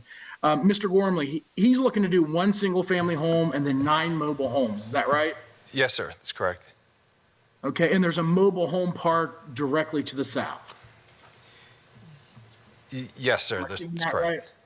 Okay, so this is very compatible with the area out there. It's right near Plant City, right? Right, the Plant City line. Yes, From sir. what I see. Okay, good. Yeah. All right. I'll move for approval. Second. Okay, we got a motion to approve, Commissioner Owen, second Commissioner Cohen. If there are no comments, please record your vote. Yes. Motion carried 7-0. Next item. Commissioners, the next item is agenda item F3 is rezoning standard 23-0115. This is a request to rezone a 0.55 acre parcel in the town and country area from RSC 6 to RMC 20. It is in, again, the Res 20 plan category, and staff is recommending approval. It has also recommended consistency finding from the Planning Commission, and a hearing officer also is recommending approval. Commissioners, I'm not sure if the applicant is present. In our understanding, he was going to come register virtually, but HTV said he's not present there, and I don't know if the applicant is present in the audience. So I'm not sure how we want to proceed. Mr. Gormley, what do you suggest? So, Commissioners, if there's a comfort level in the board moving forward with this, it is recommended for approval. If there's going to be some discussion or concern about the project, I would suggest continuing this to the September meeting. We did reach out to the applicant and provide them instructions on how to participate virtually, as that was apparently what he chose to do, but seems to not have made himself present here or successfully joined online to participate. Is there anyone in opposition that's on the record? There is opposition parties of record, at least actually one opposition party of record. I'm not sure whether they're here or signed on intending to participate. Okay. I suggest that we continue to the next meeting. So moved. So, September 12th at 9 a.m. Second. motion to continue to September 12th. Commissioner Owen, second Commissioner Wolstel. No comments, please record your vote. Yes. Motion carried 7-0. Mr. Gormley, let the applicant know if he's not here next meeting, there'll be a motion to deny. No, just kidding. We'll make sure he understands the importance on showing up for his application to speak to it. Yes, sir. All right, next item.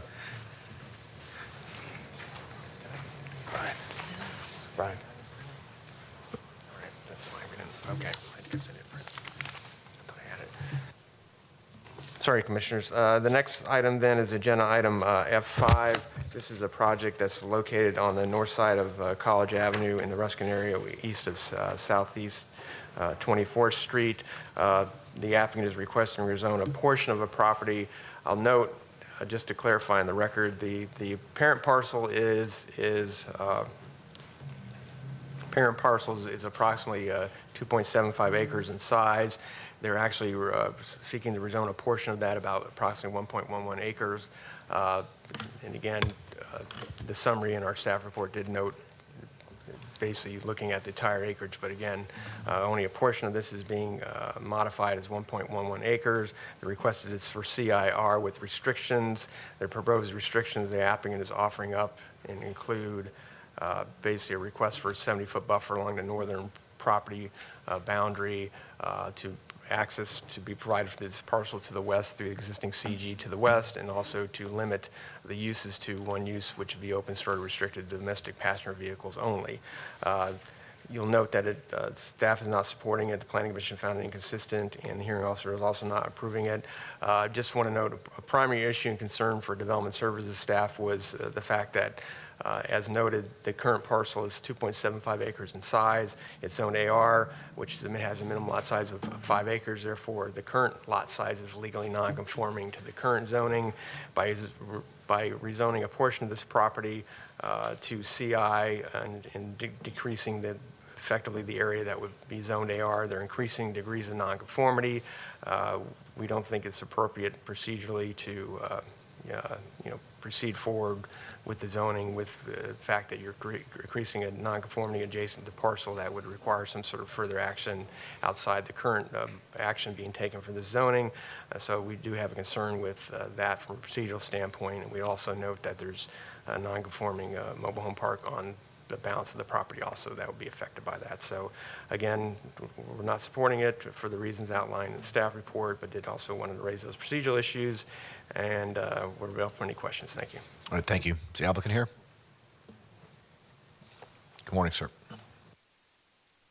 Commissioners, my name is Todd Pressman, 200 2nd Avenue South, number 451, St. Petersburg. I'm here today with Mr. and Mrs. Creech, who are the owners of the property, or excuse me, they are the applicants of the property.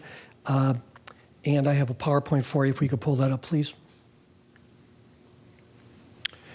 This is 23-0351. The issue is AR to CIR. They are operating a small business with restrictions that I'll go through. Their business is a towing operation strictly in regard and relation to law enforcement. They do not do personal property towing. They do not bring individual cars. If you leave your car in the space too long, it strictly is in regard to the law enforcement agencies in regard to accidents. So this is located in the Ruskin area, as you can see here, a little closer on College Avenue. This is the parcel that they will purchase at 2.71 acres on College Avenue. Now, as Mr. Grady said, the requested zoning area is only part of that property, 1.1 acres. But also, very important, is the applicant owns the property directly next door, as you can see here. That's where they currently operate. So the plan is to expand just a little bit into this additional area, and access would be through this parcel. At the ZHM, we suggested and discussed having a condition for access only from their existing parcel, which they're the property owner. So we submitted a survey and to the file which incorporates all that. Now, College Avenue is very busy. It's 29,000 vehicles per day. The restrictions we placed on it is, again, access from abutting owner's property. We are providing a buffer of 70 feet from the north, which remains a dense, thick, high forestation. The only use permitted is open storage for domestic vehicles only, which is their current business in relation to law enforcement. Those uses will be quiet, low or zero trips, no infrastructure, no odors, and it tremendously reduces the impact of a CI zoning. So that is the whole direction here, is that we've reduced the impacts of what would be a CI zoning for this site. As you can see along College Avenue, it is an intensive arterial. As I've indicated, it has almost 30,000 vehicles per day, and you can see where the site is. Across the street was approved PD 040566, 2,000 square foot retail, 4,000 square foot wholesale distribution. And the area is SMU 6, which does allow light industrial, multi-purpose, suburban commercial. The entire area is very intensive under the Planning Commission. As I've indicated, on the planning, under the future land use mapping. As indicated, we have put forward a 70-foot buffer on the north. Again, this is a use that's quiet, low trips, and no infrastructure. Now, transportation had 4 comments, and I want to walk you through these. Their first comment had to do in regard to existing access. But then on their item number 4, they respond to it that we have provided or suggested the abutting access. So that was certainly well covered. The item number 2 from transportation again discusses access, but on College Avenue. But again, on item number 4 of their response, we indicated our access would be from the current site where they already have access.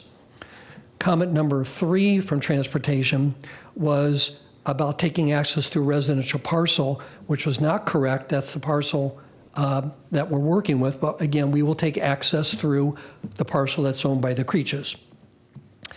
Planning Commission report notes that the language above states rezoning shall be approved through a site plan controlled zoning district. Now, Commissioners, the issue here for the Planning Commission is under the code, you're permitted to ask for regular zoning if you're under 2 acres. And that's what we've done. That is your code element. And we've taken the use of moving that forward, which we've done, for a less than 2-acre parcel, or 2-acre zoning area, which is permissible. It's not circumventing the code. It's allowed by the code. I've submitted these before, actually quite some time ago. Planning Commission notes, it does note the development pattern and character of this portion of College Avenue is light commercial along College Avenue. In regard to the Ruskin Community Plan, it refers to being sure that there's appropriate land use for office and light industrial development, which this would in effect mirror, although we've reduced the impacts. Promote the beautification landscaping along College Avenue, which this would do. The site has a number of older mobile homes. They're not in good shape. The Creeches have a great empathy and have met with all those owners. They own the units to be sure that they know they'll be able to stay as they have been able to stay, and that they're not going to be forced out or pushed out. They intend to keep those units there. It is important to note the staffing recommendation notes that the proposed use restrictions that are included, which I went through with you, provide appropriate mitigation for any potential impacts of the proposed rezoning. We think that's an important finding by the zoning staff recommendation. Again, the Planning Commission said the development pattern and character of this portion of College includes light and commercial uses. Zoning staff recommendation has concerns, as they indicate, about transportation, the Planning Commission, and the non-conforming lot size, but the fact is that the site is non-conforming by density. It's already non-conforming. So I would just suggest, as an example, if you have a rock and throw it through a window, and you break the window, and then take another rock and throw it through the same window, it's not more of a broken window in terms of density and in terms of that nonconformity. Mr. Creech has worked with FHP, Florida Highway Patrol, for 2 years. He has an excellent service with the public and the agency, operates in several zones. He's also worked with the Hillsborough County Sheriff's Office. This is a letter from that office. Since 1997, has been an asset to the agency and operates in many other zones. We have spoken with each property owner, and we have letters of support. On this mapping, you'll see that it virtually surrounds this site. The other site on the one side is commercial. So in terms of the applicant and support and no opposition, we haven't heard from anyone at all. I'm going to turn this quickly over to Mrs. Creech, who has some comments for you, Mr. Chairman. Thank you. Hello, my name is Linnell Creech. We reside at the property 2212 College Avenue. My husband started his company 27 years ago with one single truck. This is a family-owned and operated business. 3 of our children are currently working there with myself. We now currently have about 15 employees. The site that we're at right now, it is not going to, the current property that we own is not going to increase any traffic whatsoever. It's currently the same, and it will stay the same. We have about 3 people coming a day to pick up their vehicles. There are no private property impounds at all. It's only rotations for the Tampa Police Department, Sheriff, and Highway Patrol. We have been working with the Police Department, Tampa Police Department, and Sheriff Department for 27 years, and Highway Patrol for 2 years, providing excellent service for them. We currently own the property to the left. When we bought the property, when we put into contract for the property, we contacted, we had a meeting with all the tenants to let them know what we were trying to do, and everyone was in agreement or okay with it. Our whole goal is to make sure that, of course, that it can work for us, for those, regular vehicles, but also not to displace all these people. There are like 10 units there. They're very old. If they have to move, the houses aren't gonna make it. So the people rent from us, just the land, they own their houses. So if they have to be displaced, they won't have a place to go to. Our whole goal is to have that small place for them, or for our property, or for the vehicles, but still maintain their houses like they currently have, low income, to not make anybody be displaced out of their home. The prior property or prior people that were going to buy the property was going to be a mini storage unit, which was going to evict every single person off of that property. The only reason why it didn't go through was because there was another mini storage on the west of us that got approved. So that was the only reason why they didn't go through the contract. So our whole goal is to make sure that those tenants keep their homes, because if anybody tries to move them, they're going to lose their homes. I think that's it. Thank you.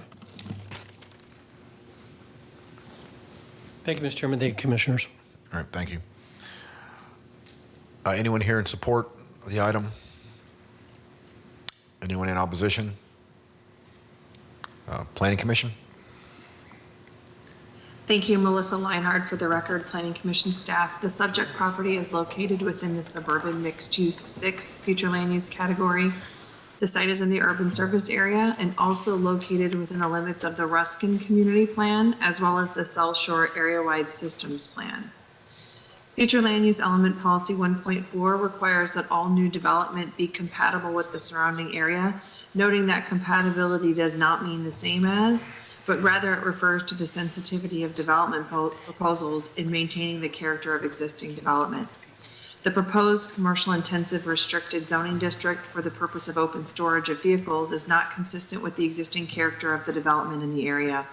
Surrounding uses include single-family residential to the north, mobile homes to the east, and vacant residential land to the west.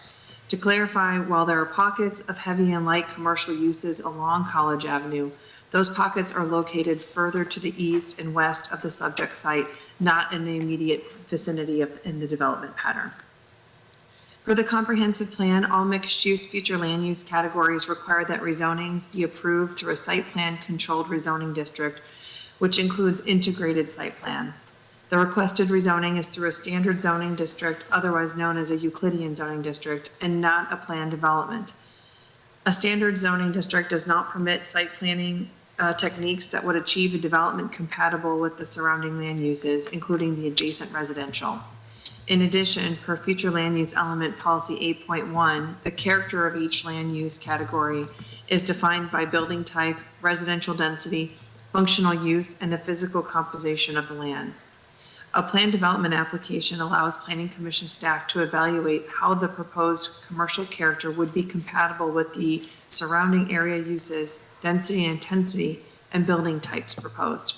Although the applicant is proposing restrictions, the CI restricted zoning district permits more intensive commercial uses, and site planning is essential to ensure compatibility in the surrounding area. Planning Commission staff are unable to support a rezoning that circumvents the intent of the suburban mixed-use 6 future land use category. The requirement for a planned development in mixed-use future land use categories for 2 acres or greater in size provides staff with additional details needed to fully review a development's proposals, compatibility with the surrounding scale, design, and uses. The proposed zoning district may restrict certain uses, but is not a mixed-use zoning district. The intent of the mixed-use future land use categories is to achieve development that is integrated, interconnected, and compatible with the surrounding land use patterns.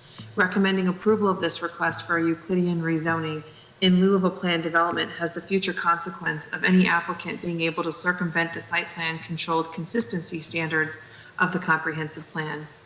Planning Commission staff does not support this precedent and finds the proposed rezoning does not meet the intent of Objective 8 of the future land use element and the intent of the suburban mixed-use 6 future land use category. The proposed rezoning to commercial industrial restricted does not meet the intent of the Ruskin Community Plan. This community plan seeks to promote commercial development at a scale and design that reflects the character of the community.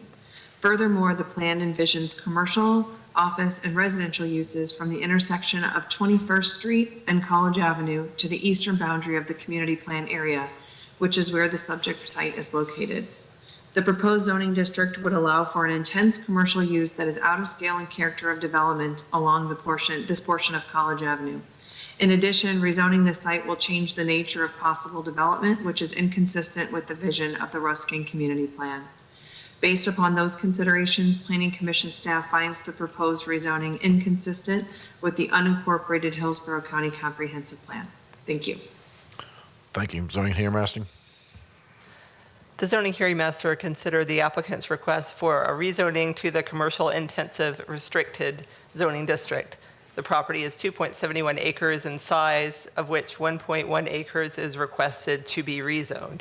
The parcel is zoned agricultural rural and designated SMU 6 by the comprehensive plan, located within the Ruskin Community Plan. The property owner testified at the ZHM hearing that the rezoning request serves to increase the area of the business on the adjacent parcel for the open storage of domestic vehicles. The property owner testified that no additional tow trucks will come to the site as a result of the increase in project acreage. The Development Services Department testified during the ZHM hearing that the parcel is currently non-conforming as it does not meet the agricultural rural zoning minimum lot size of 5 acres, as it is only 2.71 acres in size. Further, staff found that the request to rezone only 1.1 acres of the site increases the nonconformity of the remainder parcel, which is currently developed with mobile homes. Staff found the rezoning request to be not supportable. County transportation staff objected to the proposed rezoning as well due to insufficient information from the applicant regarding the proposed access to the property. Staff testified that the applicant's proposed access through the adjacent parcel to the west would require a certified parcel process to grant legal access through the adjacent property, as guaranteed access cannot be ensured if ownership of the adjacent parcel were to change in the future.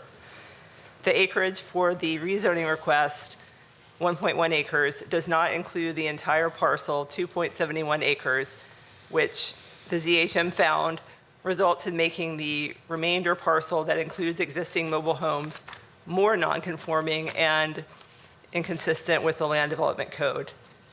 Furthermore, the ZHM stated that the SMU 6 for future land use category requires a planned development zoning and integrated land uses for parcels 2 acres or greater in size. The reduced rezoning acreage circumvents the comprehensive plan requirement and results in the remainder parcel being made more non-conforming.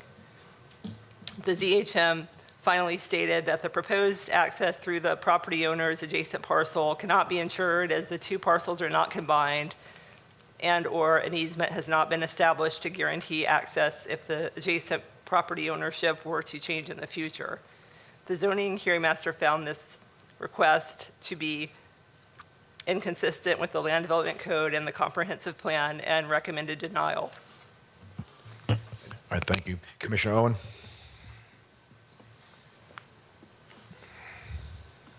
Thank you, Mr. Chairman. Everything's in my district when I'm not feeling good.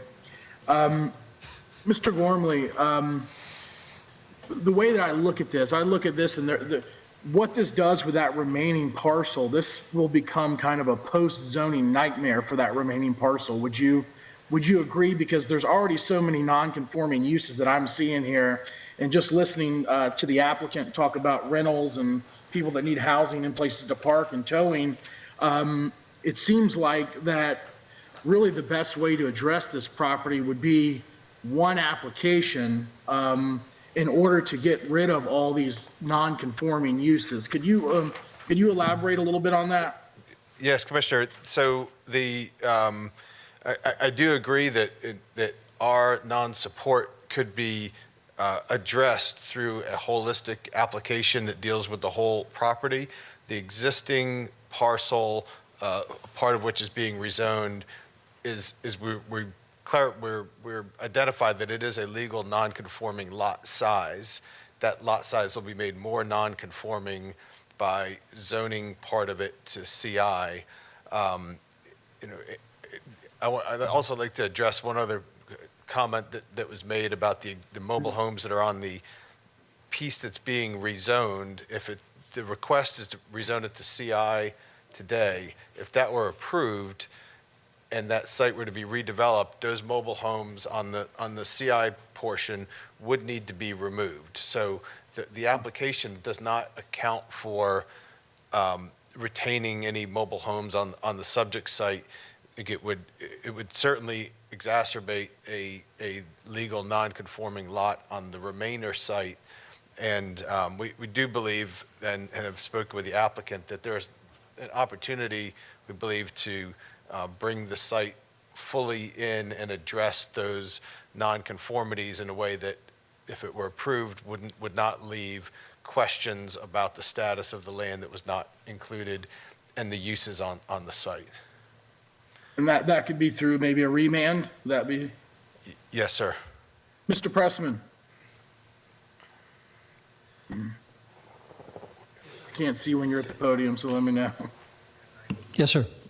Yeah, would your, and I see why you're doing this. You can do it, it looks like, 2 acres or less. You don't have to go through the PD process, but well, first, you know, do you think your client would be willing to do that, to maybe address all these concerns? Because what we'd be doing as a board is we would be, I think, creating a bigger conundrum or a bigger zoning problem if we were to approve this. So do you think your client would be willing to look at the whole and maybe do one application on this? Well, I myself will say that I'm always happy to work with the county and the staff and commissioners in any direction they see so fit. I don't mean this negatively, but I will guarantee you, Commissioner, if we go to the PD, there's going to be as many issues that we're talking about now and more under the PD. The PDs are extremely problematic. They're extremely expensive and extremely time-consuming. I can tell you from the March ZHM hearing, you had 30 or 32 continuances and only heard 8 cases. PDs are great and they're good, but for small business people, mom and pops, they can be horrendous, again, on time and cost, and they kill projects. I understand that we have a balance here, and I'm not trying to debate with you, but the staff has brought this forward, so it is approvable by you today. Are there issues? Yes. Are there issues with a lot of zonings? Yes. So we would very, very much like to move forward concerning, regarding the restrictions the creatures have brought forward, but we want to be able to, at the same time, be able to move forward with this property and be able to use it in the future. Okay, thank you, Mr. President, appreciate it. Yeah, just, you know, where I'm at on this one, you know, it kind of pulled the trifecta on this too, is from zoning, development, service, and planning, and I can't get behind this just because of where it leaves that existing parcel on a non-conforming use in a worse spot. So I'll sit back and listen to the other commissioners. Thanks. Commissioner Cameron Cepeda. Yes, I would support this based on the information that Mr. Pressman provided and also Mrs. Creech. I definitely would support this. And also the fact that you had letters of support by the neighbors was definitely really great, and another reason why I would support that as well. So I wanted to make that known that I would support this. Thank you, Commissioner. Thank you. Commissioner Myers. Thank you. I'd just like to say when it comes to small businesses, and we have one in front of us today, we need to look at, because what they're doing is working with special cases, accidents of cars coming in onto their property. And I'm going to make a motion to approve this project. I thought about continuing. I'd like to continue, I think so, and come back at our next meeting because there are some things that you all can work out. But from a small business point, we need to try to help a small business, and they are in compliance. If you can put back up on the Elmo, you had a project where the property they was coming in, there's a line right next door to each other. Not that one. I didn't copy the number there. Yes, right here on those both. Thank you. Thank you. This is what they're asking us to rezone. So when you think of they're working with law enforcement, cars coming in from accidents, they're picking them up perhaps the same day, what have you. Small business trying to maintain here in Hillsborough County. I'm going to go ahead and make a motion to approve this. Second. We got a motion to approve. Commissioner Myers, second. Commissioner Cameron Cepeda. Commissioner Walsall. Yeah, Commissioner Myers said what I was going to say. I would be interested if there was a way that we could re-examine our PD process to have some type of exceptions or workarounds for smaller businesses, especially when in these particular nuanced ones. A big thing to me is that this is a future land use currently of SMU 20, correct? It's a It's SMU currently 6. SMU 6, right? Is it future? I thought I read in here that it was SMU 20 somewhere, though. The future land use category applicable to this is SMU 6. 6, okay. Yeah, I do understand Commissioner Owen's point of view as well, just from a nuanced legal standing, but I do agree that in this particular case that I'm going to side with the business on this one. Thank you. All right, we have a motion to approve. Commissioner Meyer, second Commissioner Cameron Cepeda. If no other comments, please record your vote. No.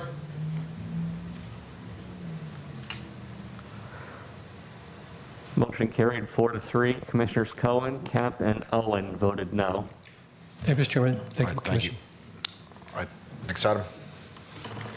Commissioners, the next item then, again, G1A, B, and C was continued at the beginning of the meeting. Therefore, our next item on the agenda is agenda item G2A and G2B.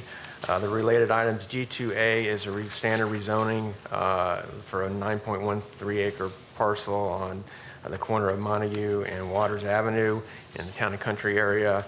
It's currently zoned as part of a larger planned development. And this request is to rezone that portion of the property shown in the graphic.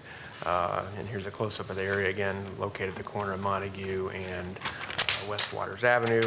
The request is rezoned from BPO with restrictions. The restrictions addresses architectural design treatments for the proposed office development. And I would note the parcel immediately at the east, that directly at the corner is currently approved for commercial uses. Therefore, staff did find this compatible with the surrounding development pattern in the area. The related PRS item G2B, which we would address after the Titan G2A, is dealing with procedurally removing the property from the existing PD as part of the BPO rezoning. And staff's available for any questions. Thank you. All right, thank you. Is the applicant here?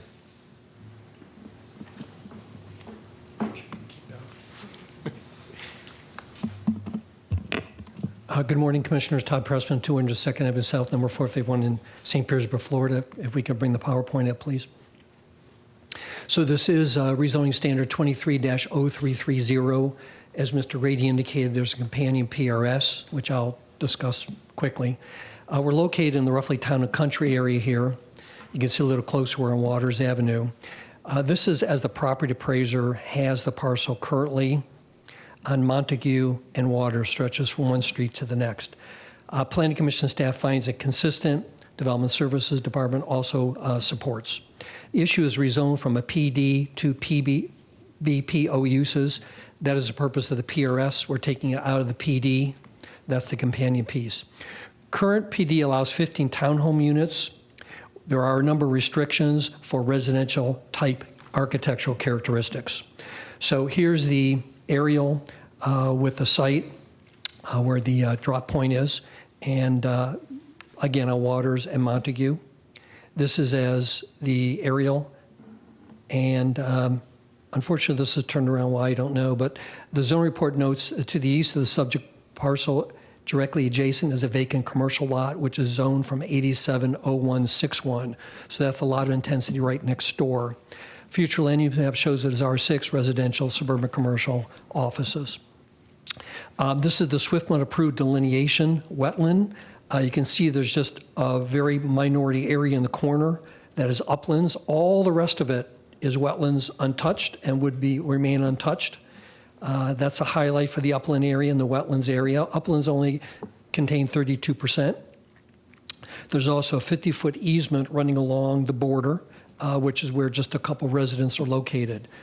So total acres is 9.1, total acres wet is 6.21, total acres upland is just 3.01. That's the only area the development will occur. So there's a lot of good environmental management here and recognition. The emphasis, again, is wetlands are not touched or mitigated. The PRS takes access on Waters Avenue. This was from the prior PRS. As you can see, one of the major elements is a school campus, which is roughly across the street down just a few doors, single family and multifamily. This is a picture of the school that's roughly across the street, and then we have some multifamily as well. Now, there are a few close by neighbors, as I am showing you in the green highlight. And there is an existing 50-foot power easement between the uplands and the residential. Then, of course, you'll have the typical few residential homes, as you can see here, 1, 2, 3, 4. We did reach out to the neighbors. Actually, I personally reached out to the neighbors. I don't have any signatures. I don't have any letters. I can tell you I spoke with a number of residents who are much happier to have offices that are there Monday through Friday, 8 to 5, rather than abutting with two-story residential, peering down to them and having pools and such in the backyard. But as I say that, there's been no letters of objection. There's been no calls of objection through the hearings that I'm aware of, and I checked the record a few days ago. So those neighbors don't want to see a loss of privacy and reviewed those elements of backyard noise. There's very good street buffering across the street. It's a 4-lane divided highway, which you can see here. There's a lot of good buffering between the site and homes that are far across the street on West Waters.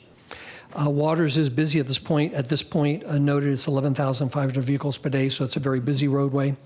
The restrictions on the development would be residential characteristics. So pitch roof, buildings should be clad with stucco, brick, or wood siding. Window shell features, trims, casings consistent with the architectural design of the building. Zoning staff recommendation notes areas consist of residential, commercial, and institutional. It is consistent with the zoning pattern. It is compatible. Planning Commission notes it's compatible as well.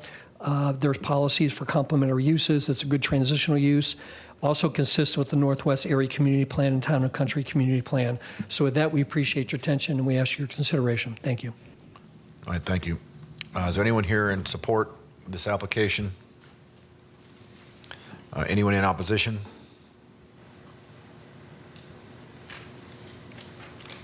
If not, Planning Commission? Thank you. For the record, Melissa Leinhard, Planning Commission staff. The subject property is located within the residential 6 future land use category.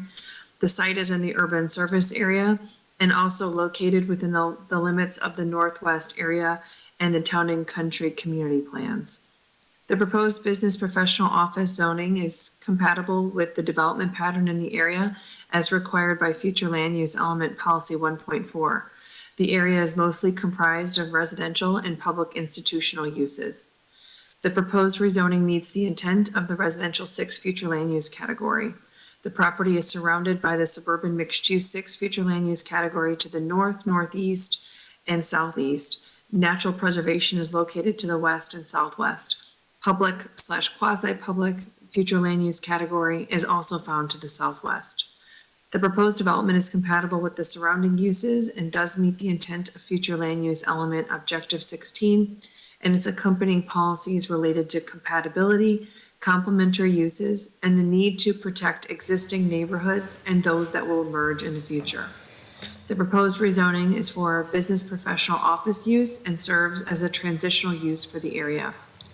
The subject site meets commercial locational criteria. The nearest qualifying intersection is Waters Avenue and Montague Street, and the subject property is located within the required qualifying distance of 900 feet. The request is consistent with the Northwest Area Community Plan, Section D, which encourages economic development opportunities to balance employment opportunities with housing needs. The request is also consistent with the Town and Country Community Plan, as the vision of the community includes redevelopment of older commercial centers and desires a strong business sector that contributes to the community and provides meaningful employment opportunities. Additionally, the request helps with traffic congestion as it will provide employment opportunities within walking distance of both single-family and multifamily residential homes, which is consistent with the vision of the community plan. Based upon those considerations, Planning Commission staff finds the proposed rezoning consistent with the unincorporated Hillsborough County Comprehensive Plan. Thank you.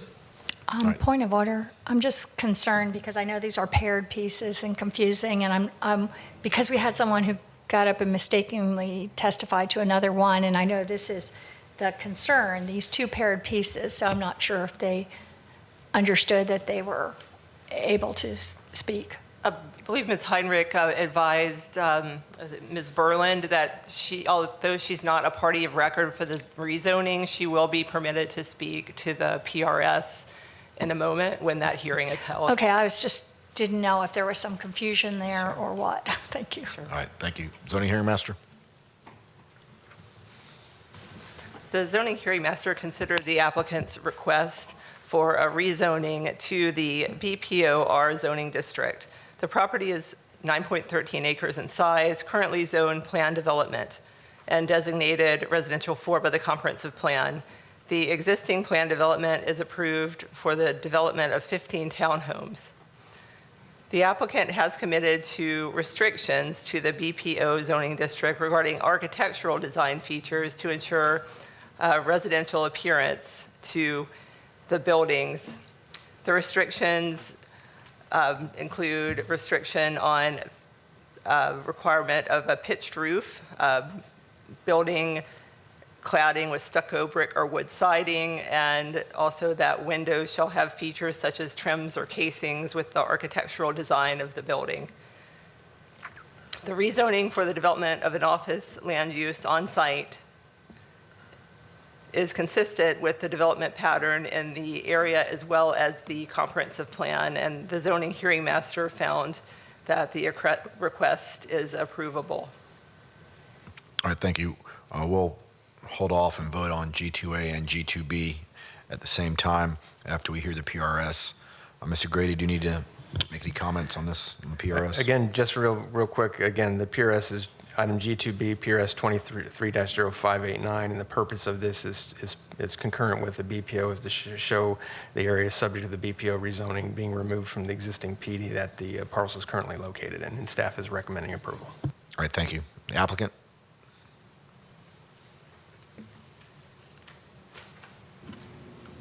Good morning, Todd Pressman, 202nd Avenue South, number 451, St. Petersburg. So as Mr. Grady indicated, I don't have a presentation.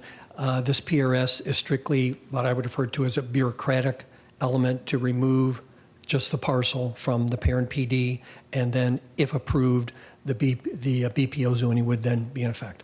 Thank you, Mr. Chairman. All right, thank you. Anyone here in support of the item? Anyone in opposition?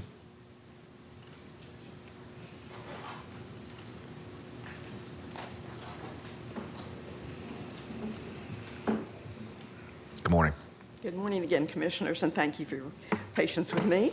To go over again my concerns. Ma'am, if you could state your name and address for the record. I'm thank sorry. you. My name is Nancy Burland, and I'm a resident of the Stony Brook subdivision, which is north and west of the property that we're discussing. My concern is this.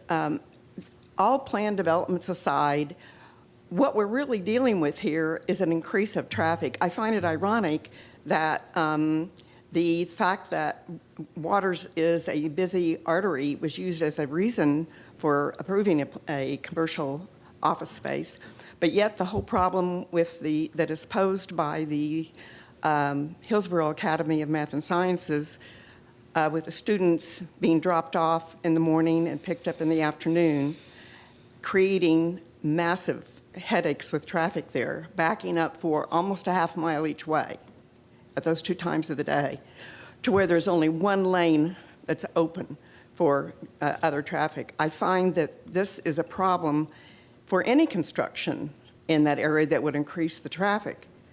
I do understand that our county is growing, that people are moving in, that we need improvements. I understand that Montague Holdings has purchased the property with the intention of making money. I understand that. If this is the case, that they're going to move forward with this, if you vote on that, I think we have to have a traffic plan that doesn't just count cars back and forth, but actually goes during those periods of time when the parents are dropping students off, which begins about 7:15 a.m., and also in the afternoon, so that with pictures being taken so that you can see the problems. There's also a problem that's going to be a problem with ingress and egress into this property that is proposed, this professional office development. And anyone who's going westbound on Waters past Montague is going to have a problem accessing the property that's on the south side of Waters because of that traffic that backs up there. There are actually 3 places where you can, that are open for ingress and egress, for making a U-turn, but there are no U-turns permitted on 2 of them. One of them, trucks can't make a U-turn, but I can't see that any vehicle would safely make a U-turn in any of those places anyway, because during this time of the day. I am concerned for the safety of the children who are in those cars with increased traffic. Thank you very much. Thank you, ma'am. Would anyone else like to speak on the item? The applicant has a 5-minute rebuttal.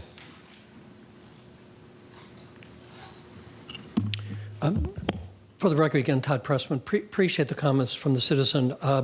Your traffic or transportation department reviewed the site very closely. They have no objections.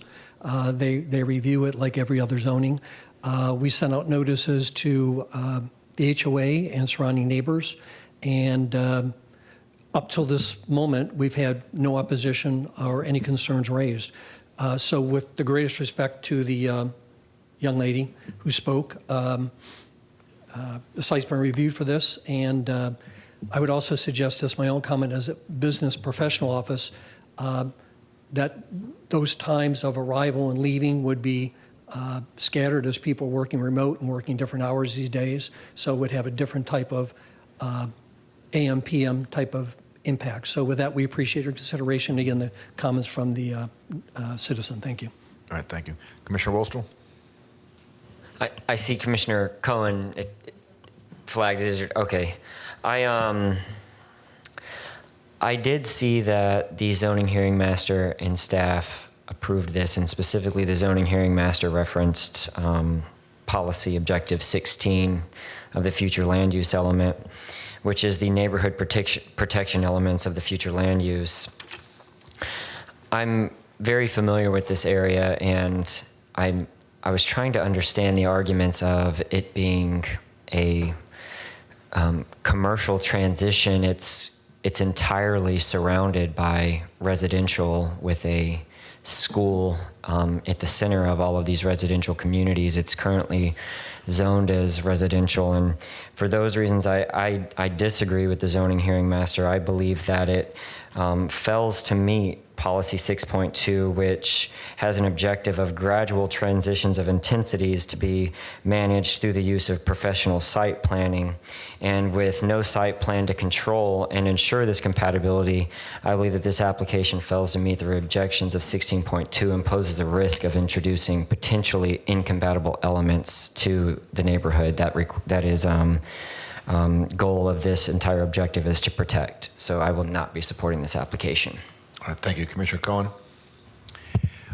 Thank you very much. I wanted to just comment on the speaker. I think, this is a very common problem that we have with the queuing at schools. It can get very disruptive to surrounding neighborhoods, and I respectfully don't agree with Commissioner Wastel in the sense that I think that substituting this small office development for 15 townhomes with the buffers that have been created, I think is a reasonable accommodation, considering especially where the site is right off of Waters Avenue. But getting back to the queuing, I think that is a separate issue, and I think that we can ask our transportation staff to work with the school to try to develop a plan to address it. This is not something we haven't dealt with before. Sometimes the configuration of the sidewalks and the streets makes it very difficult, but other times we've been able to post officers on the scene that sometimes the schools contribute to paying for, and sometimes we're able to accommodate additional queuing in parking lots and other sort of makeshift things in order to help the traffic flow. So I'd like to tell the speaker that we're going to refer this to our transportation staff to see what they can do about that spot. That said, I'm going to actually go ahead and move for approval. Okay, we got a motion to approve, Commissioner Cohen, second Commissioner Myers. Commissioner Kemp? Thank you. And as Commissioner Cohen said, and I was going to make some of those same points, the problem rests in, and this is a common problem, and we hear it all the time, and especially with the charter schools that don't have any bus service, so there's just cars backing up, and there's not a queuing within the internal property site, which happens when it's approved, correct? I don't know how long that has been that way. I'd just like to know, I know Commissioner Cohen asked that, but are there any options in terms of that we have now? It seems like the time passed when that was approved to do something about it. And I don't even know if we have the jurisdiction because of the kinds of things the legislature, at one time we had traffic concurrency and all that, that's been removed. So can you address what, our jurisdiction is in terms of that? Yes, Commissioner. So we do have, I will say first of all, unfortunately, this school was kind of an example of why we needed to change our land development code, which we have done. Currently, our land development code has a queuing requirement that's based on the total on-site queuing requirement that's based on the total enrollment of the school. So when schools come in now, we have a formula based on the number of students and a required queuing length that needs to be accommodated. Sometimes it's through the parking areas, sometimes it's through multiple lanes around the school site, but schools that are coming in now, and we do believe that this is consistent treatment between charter schools and public schools, is that we require that they provide adequate on-site queuing to avoid the stacking of cars within the roadway. Again, this school was developed before that code provision was in place, and we were aware of the challenges associated with it. We did confirm that there have been in the past, and as recently as this past July, discussions with the principal of the school about ways to alleviate the particular problems with this school and not have Waters Avenue being used as essentially travel lanes being used as queuing lanes. So regarding this particular school, we will follow up with the school and see how they can abate some of the challenges that we have seen there. Again, for schools moving forward, new schools in, they are required to meet our queuing requirements that sometimes result in a lot of lanes around the school, but they're to serve the purpose of not having those cars being queued in the roadway. Just to understand too, is this an elementary school? Is this how many students? Do we know that? I believe it's a K through 8, but I'm not sure on A K3, you think? Yes. And we're not sure of how many students? Not at this moment, no, ma'am. Okay. And I guess if they ever came back, we could require things like the queuing.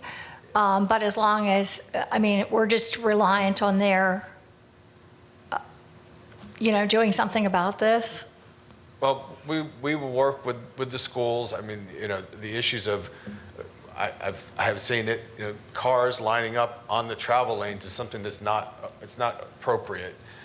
So we'll work with the school, and I do believe that they have deputies out there at some points in time. So I think working with those efforts, we can try to direct the traffic so that it is not disruptive to traveling.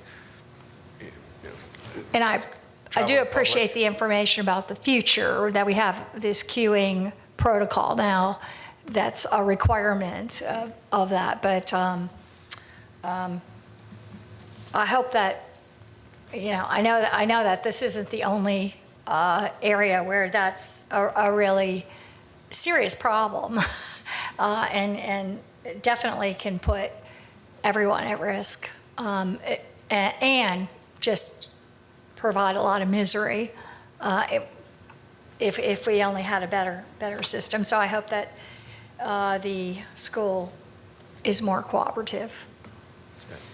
All right, thank you. Commissioner Cameron Cepeda? So I will not be supporting this based on information that the opposition gave, who, she also lives there in the area, due to traffic issues already backed up and those traffic issues as well. So I will not be supporting this. I thank you. We've got a motion and a second. No other comments. Please record your vote. Yes. Motion carried 5-2. Commissioners Cameron, Cepeda, and Wostel voted no. Thank you. To confirm, that was on both G2A and G2B, just making sure that's clear for the clerk. All right, we got one last item, staff item. Yes, Commissioner, our last item is an item requesting some direction to draft some amendments to the Land Development Code. These would be relating to farm worker housing and our current Land Development Code regulations. In April of this year, the board received a report from Dennis Carlton with the Agricultural Economic Development Committee, and one of the priorities that they had identified was to promote the efficient development of farm worker housing that recognizes this housing type as an ag support use, typically in rural areas. We have met with Mr. Carlton and also received tremendous assistance from Mr. Grand with the Ag Extension to identify 6 areas in the code that we believe would be beneficial for us to either clarify how these regulations apply or to reduce some of the current restrictions that are in place for farm worker housing. We think that these amendments are appropriate, recognizing that this is essentially a temporary use as opposed to a permanent housing development, and is an important part, an increasingly important part of supporting agricultural activities in Hillsborough County. So we request the board's direction to draft some amendments to the Land Development Code, and we would ask that the board approve public hearings to be held on October 19th and November 2nd to consider adoption of the amendments, and we would bring back those amendments to the board in a workshop, either as part of a land use meeting or as part of a previously scheduled comprehensive plan amendment workshop. Available for any questions, and I believe Mr. Grand's here if there's any questions. All right, thank you. Commissioner Owen? Thank you, Mr. Chairman. First, I just want to thank staff for working with our agriculture community like they have these past few months. As most of you know, most of the agriculture communities are in my district, a huge part of our economy, and I meet with them frequently, almost every week, and they wanted me to relay to this board how they feel important for the first time in a long time, and they just wanted me to relay that sentiment to the board, to thank the board for making farm worker housing and just agriculture in general priority. So I will move for the adoption and approval of I-1. Thank you. Second. All right, so that's for staff to draft LDC amendment to bring back in October, was that 19th and November 2nd? Yes, sir. Okay, and then we'll have a workshop before then? Yes. Okay, so with motion by Commissioner Owen, second Commissioner Wostel. If there are no comments, please record your vote. Yes. Motion carried 7-0. All right, Adam, got any other items? So that concludes our agenda. All right, we're adjourned. Thank you, board.